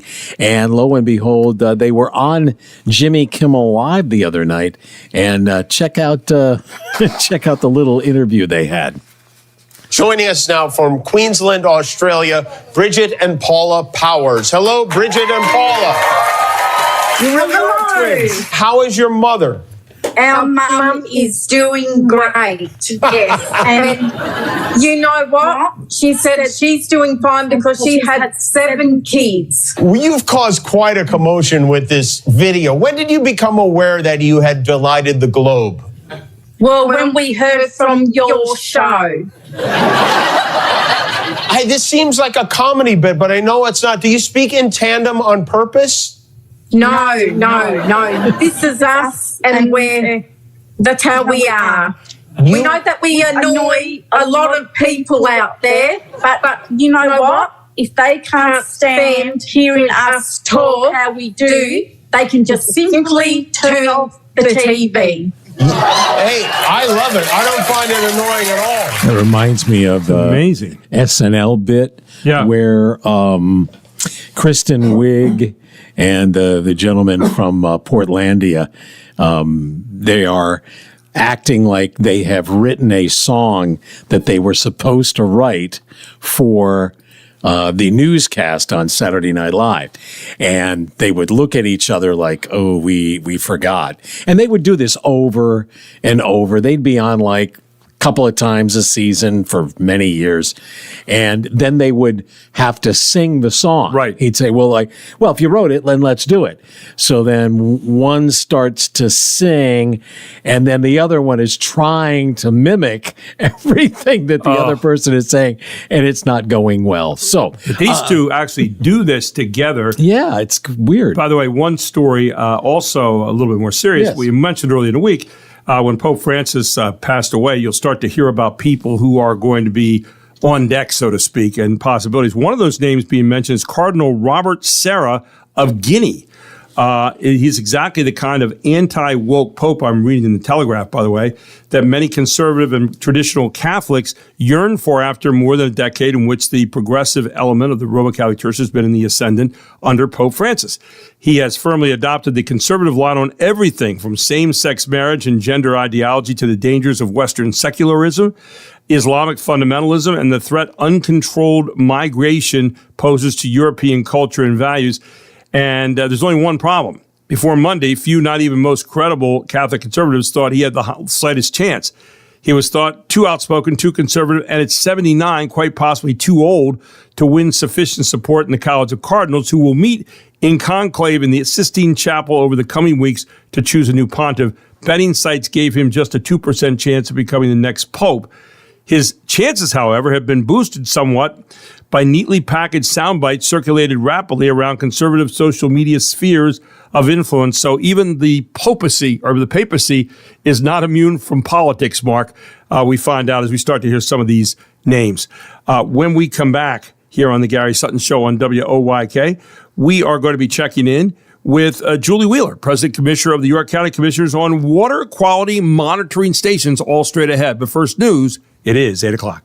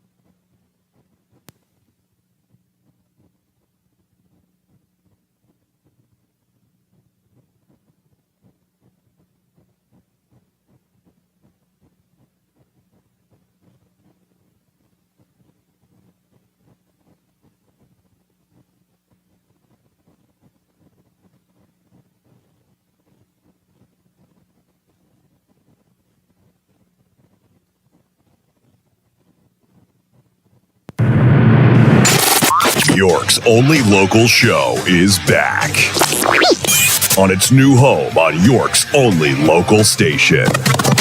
Guess who's back? Back again. This is the Gary Sutton Show on WOYK. I'm back. Now, broadcasting live from WOYK's downtown York studios inside Wellspan Park, here's Gary Sutton. Welcome back to our final hour on a Wednesday morning of the Gary Sutton Show, the Main Street of America in York County. Brought to you by our presenting sponsor, Barley Snyder Law Firm, innovative legal solutions for your business. They are a law firm for today's business world. Check them out at barley.com for all of your legal needs. Gary Sutton with you here this morning, Mark McKenzie. And this hour brought to you by Total Exterminating Services, trusted, local, family-owned. Steve Shedder and all the good people over there are ready to help you right now. Give them a call at 717-951-3868 for the removal of pests. That doesn't mean the neighbor comes over and knocks the door every day. I'm talking about the ants and the termites and other pests that are just annoying the heck out of you. And this time of year is when a lot of them come out. Steve is all ready to help you out today. We'll be hearing from him later on in the show about some of his interesting stories of pest removal, and there are a lot of them. But I said next up was Julie Wheeler. Well, she is eventually at 8:35 this morning, so I could say, geez, was I really wrong? No, I was. Yeah, I said Julie next. Not to be confused with Ryan Fox. Ryan, he forgot you. Financial advisor at Houston Fox Financial Advisory Services. Good morning, Ryan. Not to ever be confused with Julie Wheeler, who is, I had to tell you, Ryan, a little bit better looking, but not nearly as talented as you, maybe. I don't know. I'm getting myself into trouble. Good morning, Ryan. How are you? I'm good, Gary. How are you this morning? Well, Julie's listening. I'm gonna be in trouble about 8:35. So anyway, now Julie is very talented. So are you, and you have to be talented right now in the times in which we live, because I tell you what, the markets are just it's like seeing Hershey Park open up with all their various roller coasters, because that's what it's like all the time on the markets, isn't it? You know, it really is. You got the Super Duper Looper on one hand, then you got the Flume on the other, and then you have the teacups spinning around on the side, and in the midst of it, you feel like you just ate 3 large pizzas after all those rides and you're a little nauseous. So, yeah I'm going to give you that. And really, what I wanted to talk about today is, how markets are doing, but we always hear this term market. Yes. Markets. Well, what are the stock markets? And I want to jump into that just for a second, because I think for listeners it might be helpful. We hear about NASDAQ and Dow and S&P 500. Well, the S&P 500 is a pretty good barometer of the U.S. stock market because it's the 500 largest U.S.-based stocks by this thing called market capitalization, which is the number of shares outstanding that you and I could buy if we had all the money in the world, times their share price. So there's about 500 stocks in there. Apple makes up a big chunk of it, Microsoft, NVIDIA, Amazon, Google, Facebook, which is Meta, and Berkshire. Tesla's in there too. So there's about 8 stocks that make up nearly 30% of that overall index. So the remaining 492 stocks have a much smaller impact. So we need to keep that in mind when we build client portfolios. But really, the S&P 500 is heavily slanted towards a handful of stocks, but it's a pretty decent barometer overall. The Dow Jones Industrial Average, well, that's just the Dow 30 stocks that are picked by a committee, and they all need to have a strong history of growth among a few other things, including reputation. And there's stocks like Apple, Microsoft, Amazon, Boeing, who reported really good earnings this morning. Caterpillar, Chevron, Home Depot's in there. Who else? McDonald's, United Healthcare, things like that. Walmart's in there too. Many of those stocks have moved lower recently over issues from tariffs and their increasing costs, which is why when we see the Dow fall 1,000 points, it may be because a company like Nike came out with slower earnings, or Walmart said, they're having trouble predicting their earnings, which is what drives the market. So, Monday the Dow fell about 1,000 points, and 29 of the 30 Dow stocks were down, but Nike was up. Yesterday was an up day. Looks like today will be too, where just about everything goes up. And then we hear about the NASDAQ. Well, the NASDAQ was the first major automated trading exchange, which focused more heavily on tech stocks, but there's a lot of overlap again within the S&P 500 and Dow. So what we're seeing is a lot of these exchanges are generally moving higher together or lower together. It's just typically we see the NASDAQ tends to move a little bit higher when markets go higher, a little bit lower when markets go higher lately. And the NASDAQ, for those who really want to get into trading, plan a 24-hour-a-day, 5-day-a-week trading ability start. I think it's in 2026, which excites some on Wall Street, too. So last week, how did we do in markets? Well, the Dow for the week was down about 3%. The S&P was down about 1.5%, and the NASDAQ down about 2.8%. Year-to-date through the end of last week, the Dow was down 7%, S&P 10%, and the NASDAQ 15%. So there's that example of, when stocks go down, NASDAQ tends to go down a little more. When stocks rise, tends to go up. And then if we go back over about 1 year, they're all up between 5 and 7% overall. So, last week was a tough week. This week, things are moving a little differently. Yesterday was a good day. Today's a good day, too. And then within all those indexes, we have to remember there's other parts of portfolios that need to be built, including mid-sized stocks, small-sized stocks, and that leaves out the whole international world where there's those stocks, too. So, market news. Seems like one day the glass is half full, the next day the glass is half empty. Right. India's leadership came through and really seems that they want to start to sit down at the table and try to make a deal. We are seeing some of the major European pharmaceutical companies like Novartis and Roche start to be interested in investing more in U.S. production and creating jobs. I think Roche was $50 billion. Novartis is committing $23 billion, which are really some massive influx of business for the United States here. So they want to try to onshore some of these things. So that's good news. Late last week, retail sales numbers came in that beat expectations for March. Well, with the consumer being the largest component of our overall economy, consumer spending, looks like the consumer is in pretty good shape. Now, there were some people who rushed to buy vehicles before tariffs hit, so we'll see if that pattern continues. But overall, consumer spending's good, and earnings season's come up. Earnings have been pretty good overall. Now, Tesla reported earnings that were down, but not down as bad as people thought. But overall, corporate earnings have been pretty good. So, markets have reason to maybe we found the bottom. Maybe we're going to bounce around here a little bit. But for investors, stay the course. Interesting yesterday that, we saw about Tesla profit. I guess their vehicle maker's net income fell 71%, the electric vehicle. And apparently, and the news out this morning in the Wall Street Journal is that the CEO, Elon Musk, is going to be spending significantly less time on Doge and significantly more time, I guess, on Tesla or some of his other interests. So it's interesting how the political news is kind of intertwined there with that. But the other thing that helped to make the markets go yesterday a bit was news from the White House that they are working hard to get a understanding or a deal with China, although there were very few specifics. The market reacted very, very well, right? Yeah, so Tesla reported earnings that, 20% drop in sales. The stock right now in the pre-market is up about 7%, though. It's down about 41% for the year. And I think a lot of that is that Musk is going to recommit himself to the business of Tesla and what they're trying to do. And the headlines this morning came out that China says they are certainly willing to sit down and talk, but if it's a trade war, they'll fight to the end.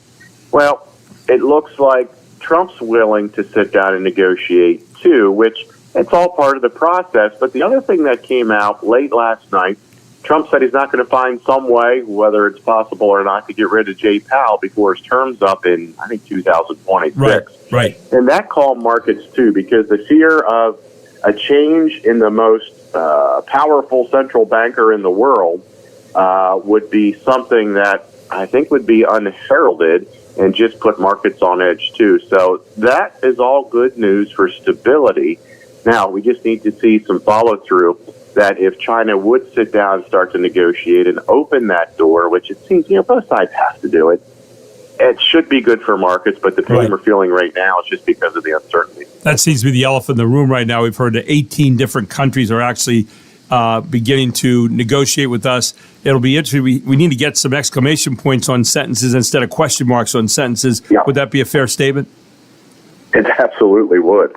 Now, you always have a good tip for us every week. What tip do you have for us today, Ryan?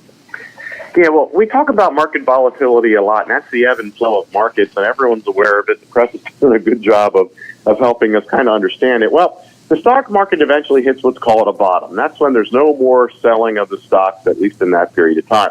The way corrections play out from that bottom is this. We have an initial sell-off. Things go down. We have a relief rally. We've had a couple of those.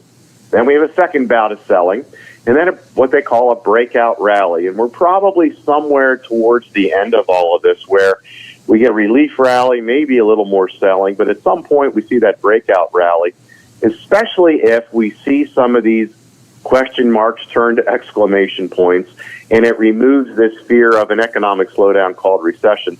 And number two, we started all of this talking about markets, S&P 500, concentration in those things. For investors, there are ways to reduce that concentration just in those top 10 stocks because it's inevitable at some point there'll be a rotation towards other areas of the S&P 500. So I always encourage people to make sure they're diversified in their portfolios. And when they pull back the curtains on what they own, to make sure, 15% of their portfolio is not really in one or two stocks, and there's ways to do it. So diversification amidst market volatility is my tip for this week. Finally, Ryan, for people trying to traverse these rocky shoals of financial meanderings right now, maybe they need somebody to help them. I've got you. You've been my financial advisor for a long time. But for people that are looking to maybe talk to you a little bit about some of these things, where can they reach you? How can they go about maybe sitting down and gabbing a little bit and then deciding whether or not maybe you should be their financial advisor too? Yeah, so Sean Houston and I operate Houston Fox Financial Advisory Services. We are fee-only fiduciaries, which means our compensation only comes from our clients, and we are responsible at all times to represent our clients' best interests. Our goal is to be partners in our clients' financial journey, meet them where they are. If anyone's interested in kicking the tires on how we operate, if they may need to become a client, should become a client, should consider, whatever it might be, website HoustonFox.com, HUSTON Fox.com. Phone number is 717-398-2040. We're happy to provide a second opinion to say, hey, we like what you have. Maybe we could do better, but all cards will face up. We'll provide them with how we're compensated and how we operate. And if it goes down the route of becoming a client, great. If not, hopefully they got some good advice. Have you ever developed the Kicking the Tires T-shirt like we talked about over the years? We probably should. We'll trademark it, and then we'll see where that takes us. Yeah, Kicking the Tires. I love that term. You're the only one I've ever heard really use it a lot, and I think it'd be a great idea because that's what you do with Ryan. You can give him a call today. Again, 717-398-2040, Houston Fox Financial Advisory Services, and find out if maybe you'd be a good fit. And maybe he'd be a good fit for you in these financially interesting times. Ryan, thanks so much for joining us this week. Looking forward to next Wednesday with you, my friend. Always good to get you and to get your expertise inside the markets. Hey, my pleasure, Gary. Thanks for your time. I appreciate it. Thank you, buddy. Take care. Check Ryan out today, 717-398-2040. Tell him Gary Sutton sent you. Next up, pests. How about bed bugs? Well, Steve Shetter has been dealing with pests for a long time in Total Exterminating Services, and he's going to tell you a little bit about the bed bug business and what that's all about here on the Gary Sutton Show on the Main Street of America. Next up, Steve Shetter. It is 8:18.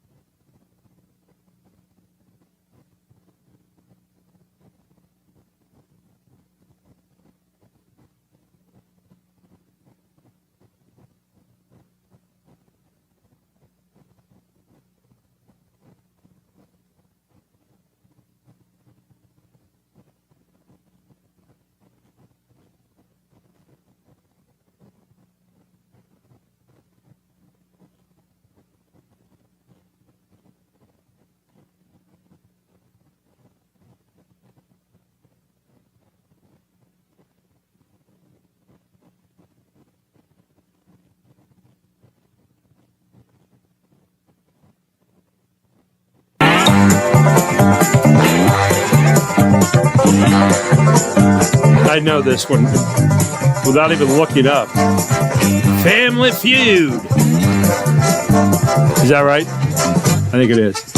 Family Feud is the name of this song coming back. It is. Yeah. It's a classic. Interesting show.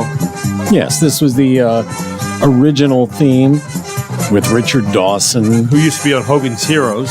Mm-hmm. Yeah. And then they had a guy who had a little bit of experience with game shows and then unfortunately took his own life. Who was that? I'm trying to remember his name. Yeah. I don't know that you would have remembered his name. Right. Host, let's do suicide. Ray Combs. Ray Combs. I don't remember If him you at saw all. a picture of him, he was a, shorter guy. Yeah. Wow. He was kind of funny. He didn't do a bad job, but just a lot of personal things. turmoil in his life. Yes, Yeah. absolutely. Sorry to hear that. Yes, and then of course they had other guests. Oh, here he is. Yeah. Hi, Steve. Good morning. Hang on a So second. there you go. You get a chance to hear what goes on behind the scenes here as Steve Shetter joins us this morning from Total Exterminating Services. They are a family-owned, trusted local dealer, and they are located, by the way, at 279 Frederick Street in Hanover and also 272 Locust Street in Columbia. Residential and commercial pest control. But I'll tell you what, this morning's subject makes me itch a little bit. Steve, good morning to you, my friend. How you doing? Good morning, Gary. I'm doing wonderful this morning. You sent me a note, and you said, Gary, I want to talk today about bed bugs. Yikes. Okay, I'm going away this weekend, and I'm staying at a lodge. And all I can think of is it's bed bug season, and you've got some nice deals right now, but do you have any bed bug stories in all of your years, 35 years of being out there and taking care of pests? I hesitate to say this, but tell us about those, would you please? Yeah, I'm sure a lot of people are kind of hesitant with it. Gary, bed bugs, as we're heading into vacation season, a lot of people traveling. I thought I'd talk a little bit about bed bugs this morning. Nobody wants them. They bring more stigma and anxiety than just about any pest that we service. And, so vacation, staying in hotels, staying in lodges, staying in bed and breakfast. All of those things are the ways that people get bed bugs. So thought I'd give some tips this morning for you and your listeners to try and help prevent from bringing those pests home. Before you jump into that, Steve, where do they come from? I mean, how do we get bed bugs? Is it just dirty sheets, unkempt room? What causes that? So it's a great question, Gary. Bed bugs have been around forever. We've all heard the nursery rhyme, good night, sleep tight, don't let the bed bugs bite. Right. Okay, and up until about 25 years ago, most of us just thought it was a nursery rhyme, but they've been around forever. And about 25 years ago, they started making a comeback, and now we do bed bug work just about every single day. Oh my gosh. And they are hitchhikers. They're the best hitchhikers in the business. And that's why people want to be careful when they do go on vacation to not bring them back home with them. What are telltale signs if you've been bitten by a bed bug that people can kind of look for? Not that you want to, but that you maybe have to. Yeah, if you're waking up in the morning and you've got a bite or a rash, that's a red flag. That's something that we check as soon as we go in. But 40% of the population doesn't get any reaction to the bite. Okay. Gary. So similar to mosquitoes, some people swell up like balloons, and other people get no reaction whatsoever. Yeah. The bed bugs. So tell us a little bit about, how you get rid of them, how you take care of inspections. You got some deals going on right now, too, with TES. Tell people about that. So bed bugs are one of the more intensive services that we do. It requires multiple visits. We can get rid of them. They're just one of the more intensive ones that we do, Gary. But, yes, any of your listeners we would give a 10% discount off of that service, and also inspections and estimates are free. If people suspect that they have bed bugs, they can give us a call. We're coming in at no charge and taking a look, confirm it, come up with a game plan with them, consult with them on what we need them to do, and then we get to work on taking care of it for them. So when you talk about bed bugs, do they have a season? Is there a time where they're going to come out more, or is they're just there? So bed bugs are active 12 months a year. They're an inside pest. You don't find bed bugs outside. So they're active 12 months of the year. But what we find is vacation season is the height of our bed bug season. People go away and they come home, and anywhere from a few days to a few weeks later, somebody's getting bit in the family, and they find out that they have bed bugs. So vacation season is definitely the main time that we service for bed bugs. Yeah. So, and what other pests are coming out right now too, Steve? Just for people as they're thinking about when to get a service done, because I know you're going to be coming out to my house soon, taking care of getting rid of my favorite one is ants. They seem to come out this time of year. Yikes! And you also mentioned the other week about. What's the other one you mentioned too? Getting in your wood. Carpenter bees. Carpenter bees, and you also talked about termites, right? So bad time of year for those animals. It's still prime time for all of those, Gary. We're getting calls every day for ants, termites, and carpenter bees right now. So again, if people mention my show, you're going to get a 10% discount for our listeners, right? Yes, absolutely. And also, if you just give a call today, you can start getting Steve out there to help get rid of some of those unwanted pests. Now, you can't do anything about the neighbors, but you can do something about the pests that come and bother us otherwise, right? If I could take care of humans, I'd be a very rich man right now, Gary. Steve Shetter, TES, Total Exterminating Services. Ladies and gentlemen, give him a call today at 717-951-3868. That's 717-951-3868. He is the owner. He's the grand poobah there. Steve.Shetter at TESPest.com, or you can go to TESPest.com and find out all about what they can do for you. Residential and commercial pest control, trusted, local, family-owned. One of the reasons I made Steve my pest eliminator, and one of the reasons you should make him yours. And he's just doing a great job out there every day, has been around the business for 35 years. And I'm telling you what, one of the great things he does, too, 1% of your net profits go to local charities, right, Steve? Yep, that's correct. We try and help out in local communities. I'll tell you what, a guy that's going to get it done for you. Affordable programs designed for your needs. We're talking about TES, Total Exterminating Services, serving Lancaster, York, and Hanover. Steve, great stuff this morning. Thanks for identifying the bed bugs. I'll be checking at the lodge I'm going to this weekend. So thanks, buddy. Always appreciate it, okay? I'm sure everybody in your audience is scratching right now, Gary. So, I appreciate it. Thanks, Gary. Have a good week. I'm kidding you, my friend. I'm glad you're out there saving us for that stuff. Really appreciate it. TES, Total Exterminating Services. Give a call today to 717-951-3868 and speak to Steve yourself. He'll be out there doing the job for you. Take care, my friend. Have a great rest of the week. Thank you, Gary. WOYK News Time is 8:30. Time next at 8:35 for find out about water. Yeah, and how to keep it clean and some of those things from our President Commissioner, Julie Wheeler. She's up next on the Gary Sutton Show. It's the Main Street of America and York County, all here on WOYK.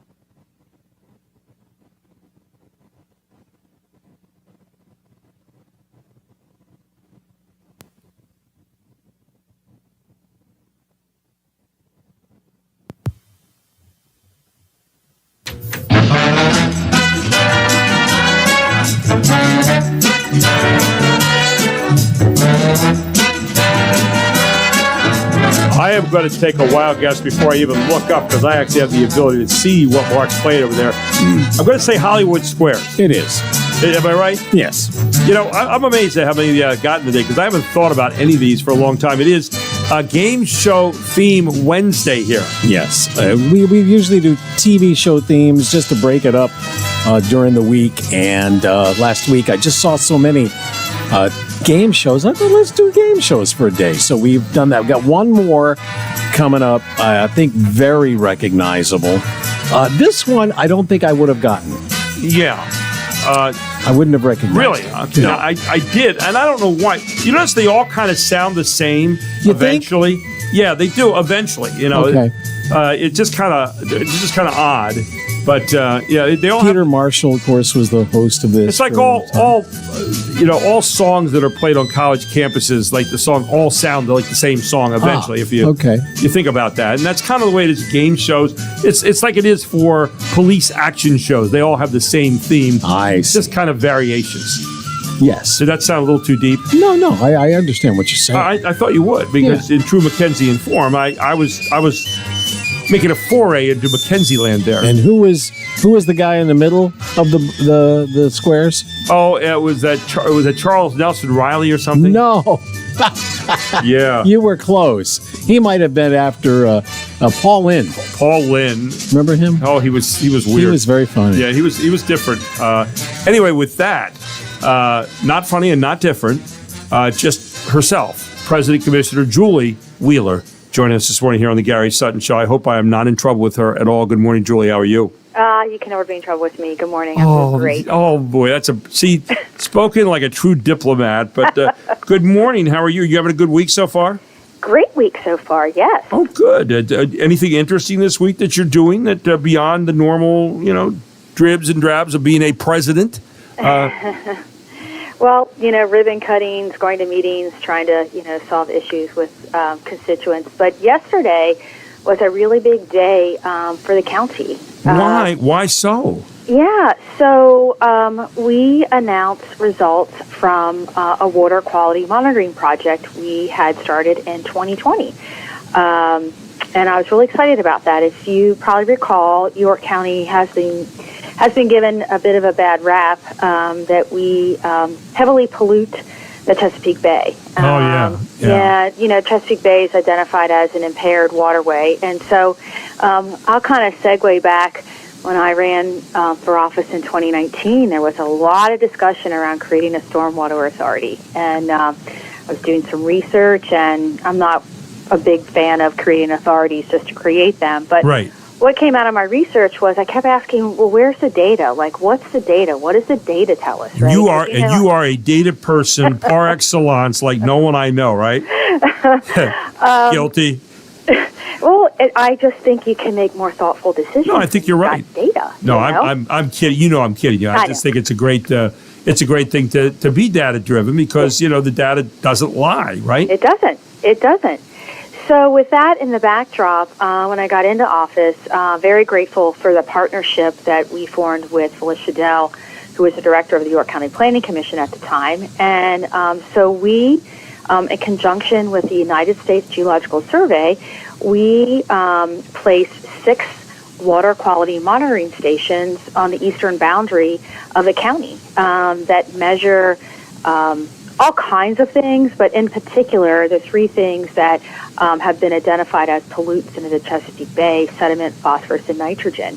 And so for 4 years, we've been collecting this data, going through weather changes and all those types of things. And yesterday, we announced our results, and it was a fantastic day for York County, and I would say our farmers, because our farmers typically get a bad rap because nitrogen is an element that can tend to leach out from farming. And so our farmers have been, blamed, in essence, for helping pollute the Chesapeake Bay. But however, when I look at those 3 elements, the predicted amount, which came from DEP, their estimate for nitrogen, for example, was that York County was putting 12 million pounds per year of nitrogen into the Chesapeake Bay.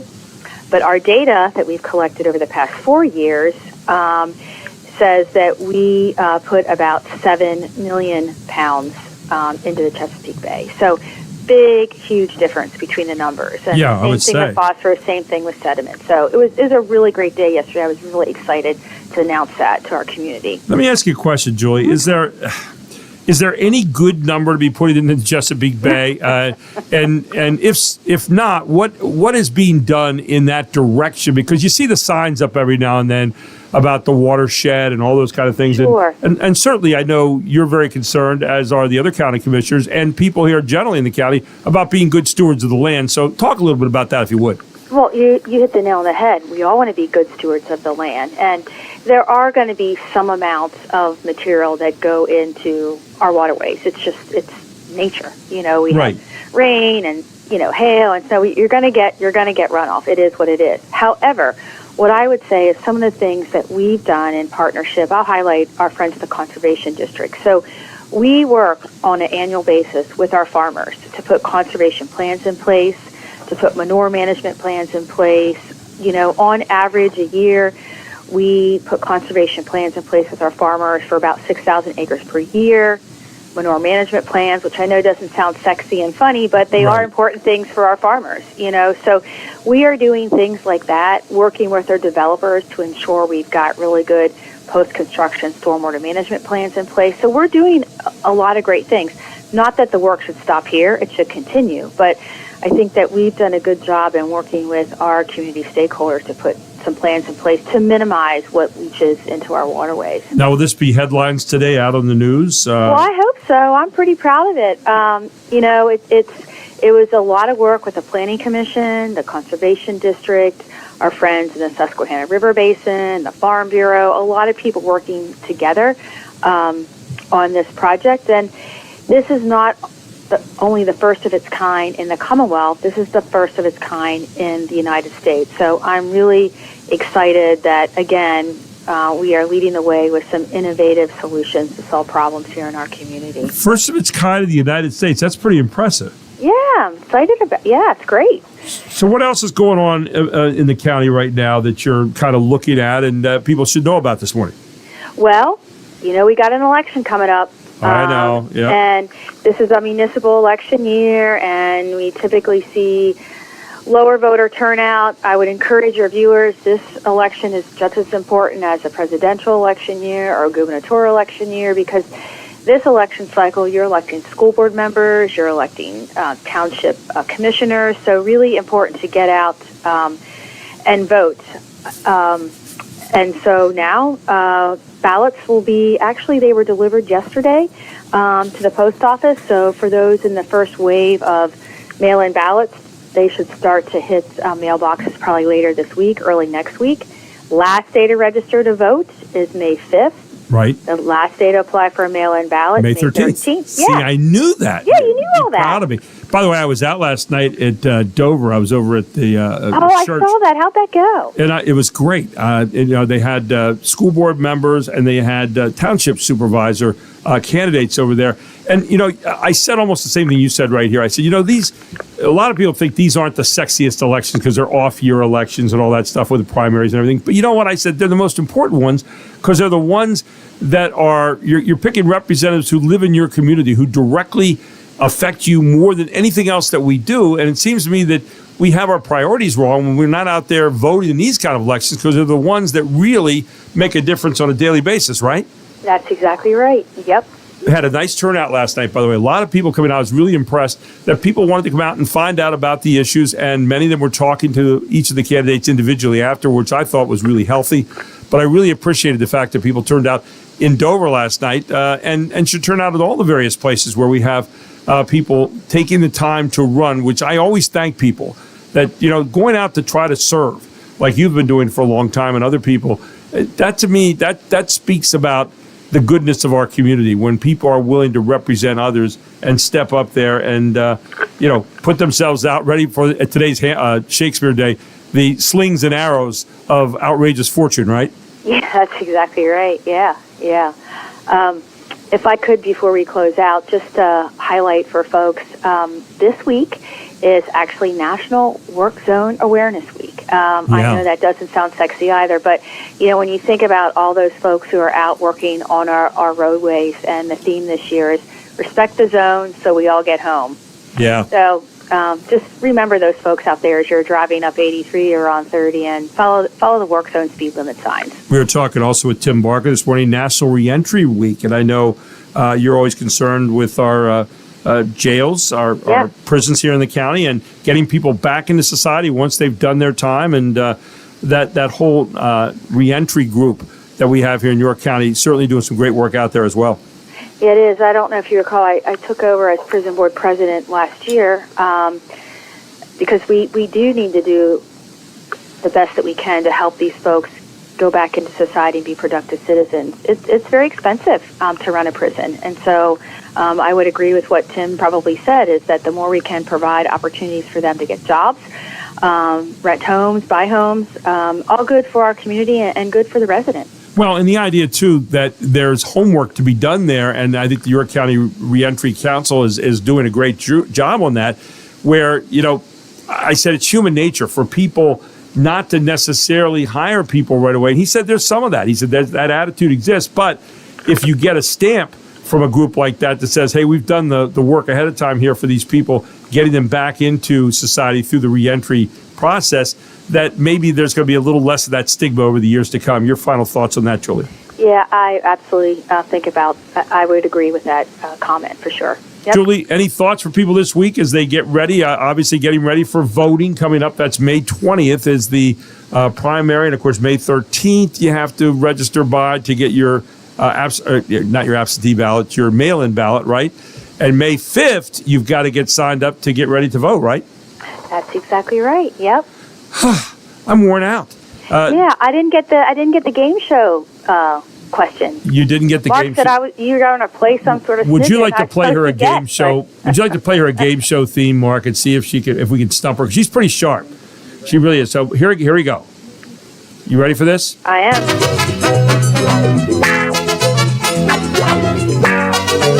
I could name that tune in.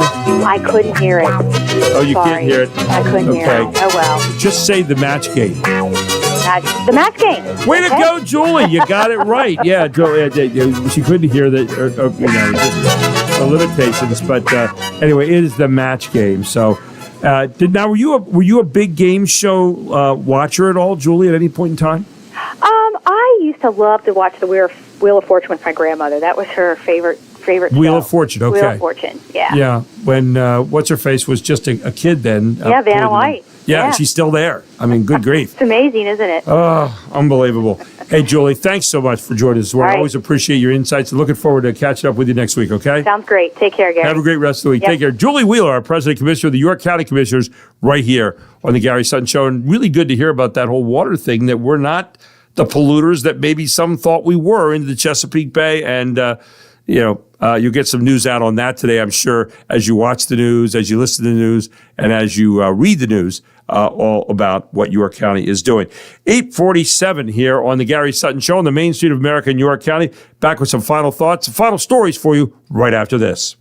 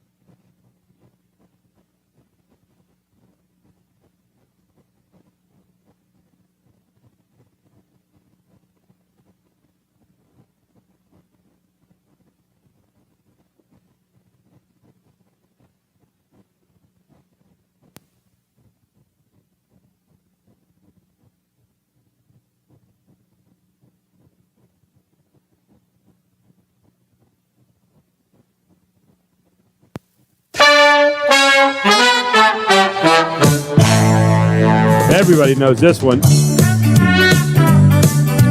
That's all they remember is the opening few notes. That's all you have to know.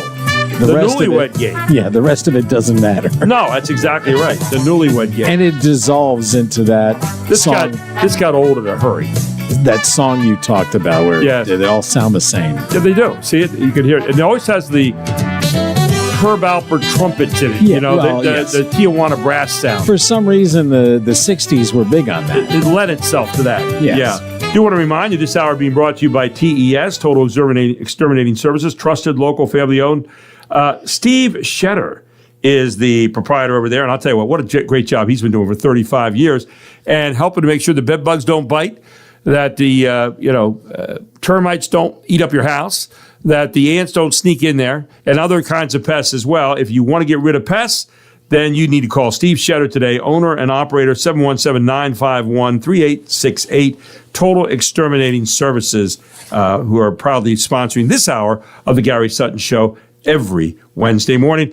Today is World Book Day. Fun fact, before books were invented, people had to learn to coexist with wobbly tails. You know, that was before books came in, so you had these wobbly tails that would go around. Yes. Or as monster truck fans call it, Wednesday. Yeah, that's, they don't read a lot of books, apparently. Let's see, Walgreens, I saw news you might have missed, has to pay a $350 million fine for filling invalid opioid prescriptions. Oh, my. Now, if they can afford to lose that much money, why can't they afford to leave the deodorant aisle unlocked? I mean, I just wonder. Good question. I'm just saying. Simple question. A San Francisco radio station played 24 hours of nature sounds for Earth Days, and it was still less painful to listen to than Creed. It really was. It was much. Here's a guy, Nickelback. a Nebraska man named Lord was busted for his third DUI. Sounds like somebody enjoyed a little too much of themselves, huh? Lord. A West Virginia man fell from the cross and broke a rib reenacting the crucifixion. He then drowned reenacting Christ's walk on water. So he might want to stay away from that. There are limits. There are limits, right? You don't go, it just reminds you how mortal we are. A new survey shows nearly half of U.S. teenagers say social media has a mostly negative effect on their mental health. Interesting. The other half were too busy staring at their phones to answer, so they couldn't be involved with that. A man accused of vandalizing Teslas in Minneapolis might not face charges, but only because he's already in an El Salvadorian prison. That's why he's not going to face charges, probably.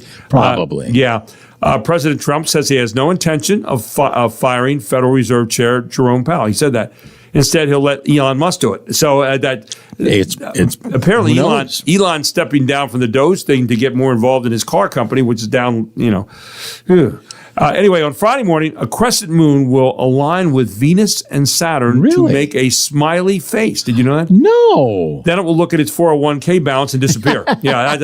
That's according to this story I'm reading. Maybe it couldn't. A list of the most gambling addicted states is out. Once again, topping the list, the state of being drunk. Yeah, that state is leading on the gambling thing. Yes. Let's see what else.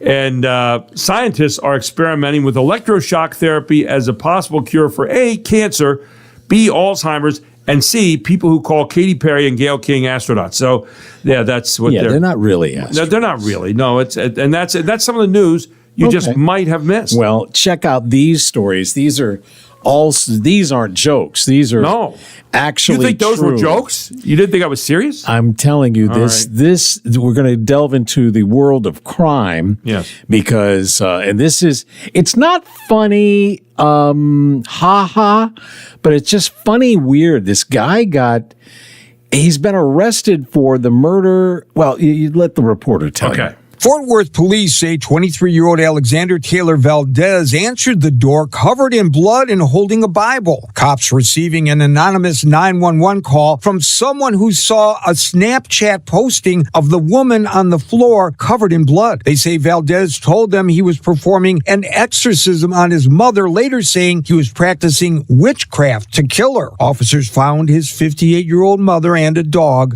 dead in the master bedroom. Gary Baumgarten, Fox News. Not good, huh? No. Well, now consider this. This is also a crime story, but this one has also family relations involved. Lori Vallow Daybell found guilty in Maricopa County of conspiring to commit first-degree murder. As to the crime of count 1, conspiracy to commit first-degree murder occurring on or about July 11, 2019, guilty. The 51-year-old who represented herself pled not guilty, alleging her brother Alex Cox shot her former husband, Charles Vallow, in self-defense. Cox dying months later. Prosecutors cited evidence including texts to her then-boyfriend, Chad Daybell, discussing her husband's life insurance policy. Vallow Daybell is already serving a life sentence after being convicted in Idaho of killing 2 of her children and her husband's first wife, Tammy Daybell. Kristen Goodwin, Fox News. She seemed to like insurance policies a lot. This one worth $1 million. A little bit. And her husband was her 4th husband. Yeah. There won't be a 5th, I don't think. Now, can you imagine being the 5th husband? I mean, would you sign up for that gig? Speaking of matrimony, yes. The Tiger King is in the news. Good. Yes. Tiger King star Joe Exotic was married behind bars. The 62-year-old announced the news of his marriage to Jorge Marquez with a photo posted on X. The caption reads, "Never been more proud of someone. Meet my husband, Jorge Flores Maldonado." The couple got engaged last October while both were incarcerated. Exotic called his 33-year-old partner amazing and shared he's from Mexico. Joe Maldonado Passage previously stated he plans to seek asylum for his husband or to leave America when both are released. He is serving a 21-year sentence for a murder-for-hire plot against rival Carol Baskin. His initial 22-year sentence was reduced in January of 2022. Michelle Polino, Fox News. Ah, love, huh? Yeah, I'll tell you what, nothing says romance like getting married in prison. Speaking of death, by the way, 56 yeyears ago in 1969, Sirhan got the death penalty for assassinating Robert Kennedy Sr. 27 years ago in 1998, James Earl Ray, the man who assassinated Martin Luther King Jr., he died in prison at age 70. At the time of his death, the King family was convinced of his innocence and thought he'd been set up. 30 years ago, the great Howard Cosell died in New York at age 77. And 32 years ago, in 1993, one of the great activists of all time, Chicano civil rights leader Cesar Chavez, died at the age of 68. There you go. So a lot of that. Coming up tomorrow here on the Gary Sutton Show, we have got a full slate of people checking in with us, and we're going to have a rather interesting show for you as we have Joel Sears with us tomorrow. We're also got Beth Brennan telling you about a group which is helping people who are homeless out there, and she'll tell you all about her group and how maybe you could even help. All here on the Gary Sutton Show, and a lot of other people here as well. But thanks for joining us today. Have a great day, everyone. It is 9 o'clock.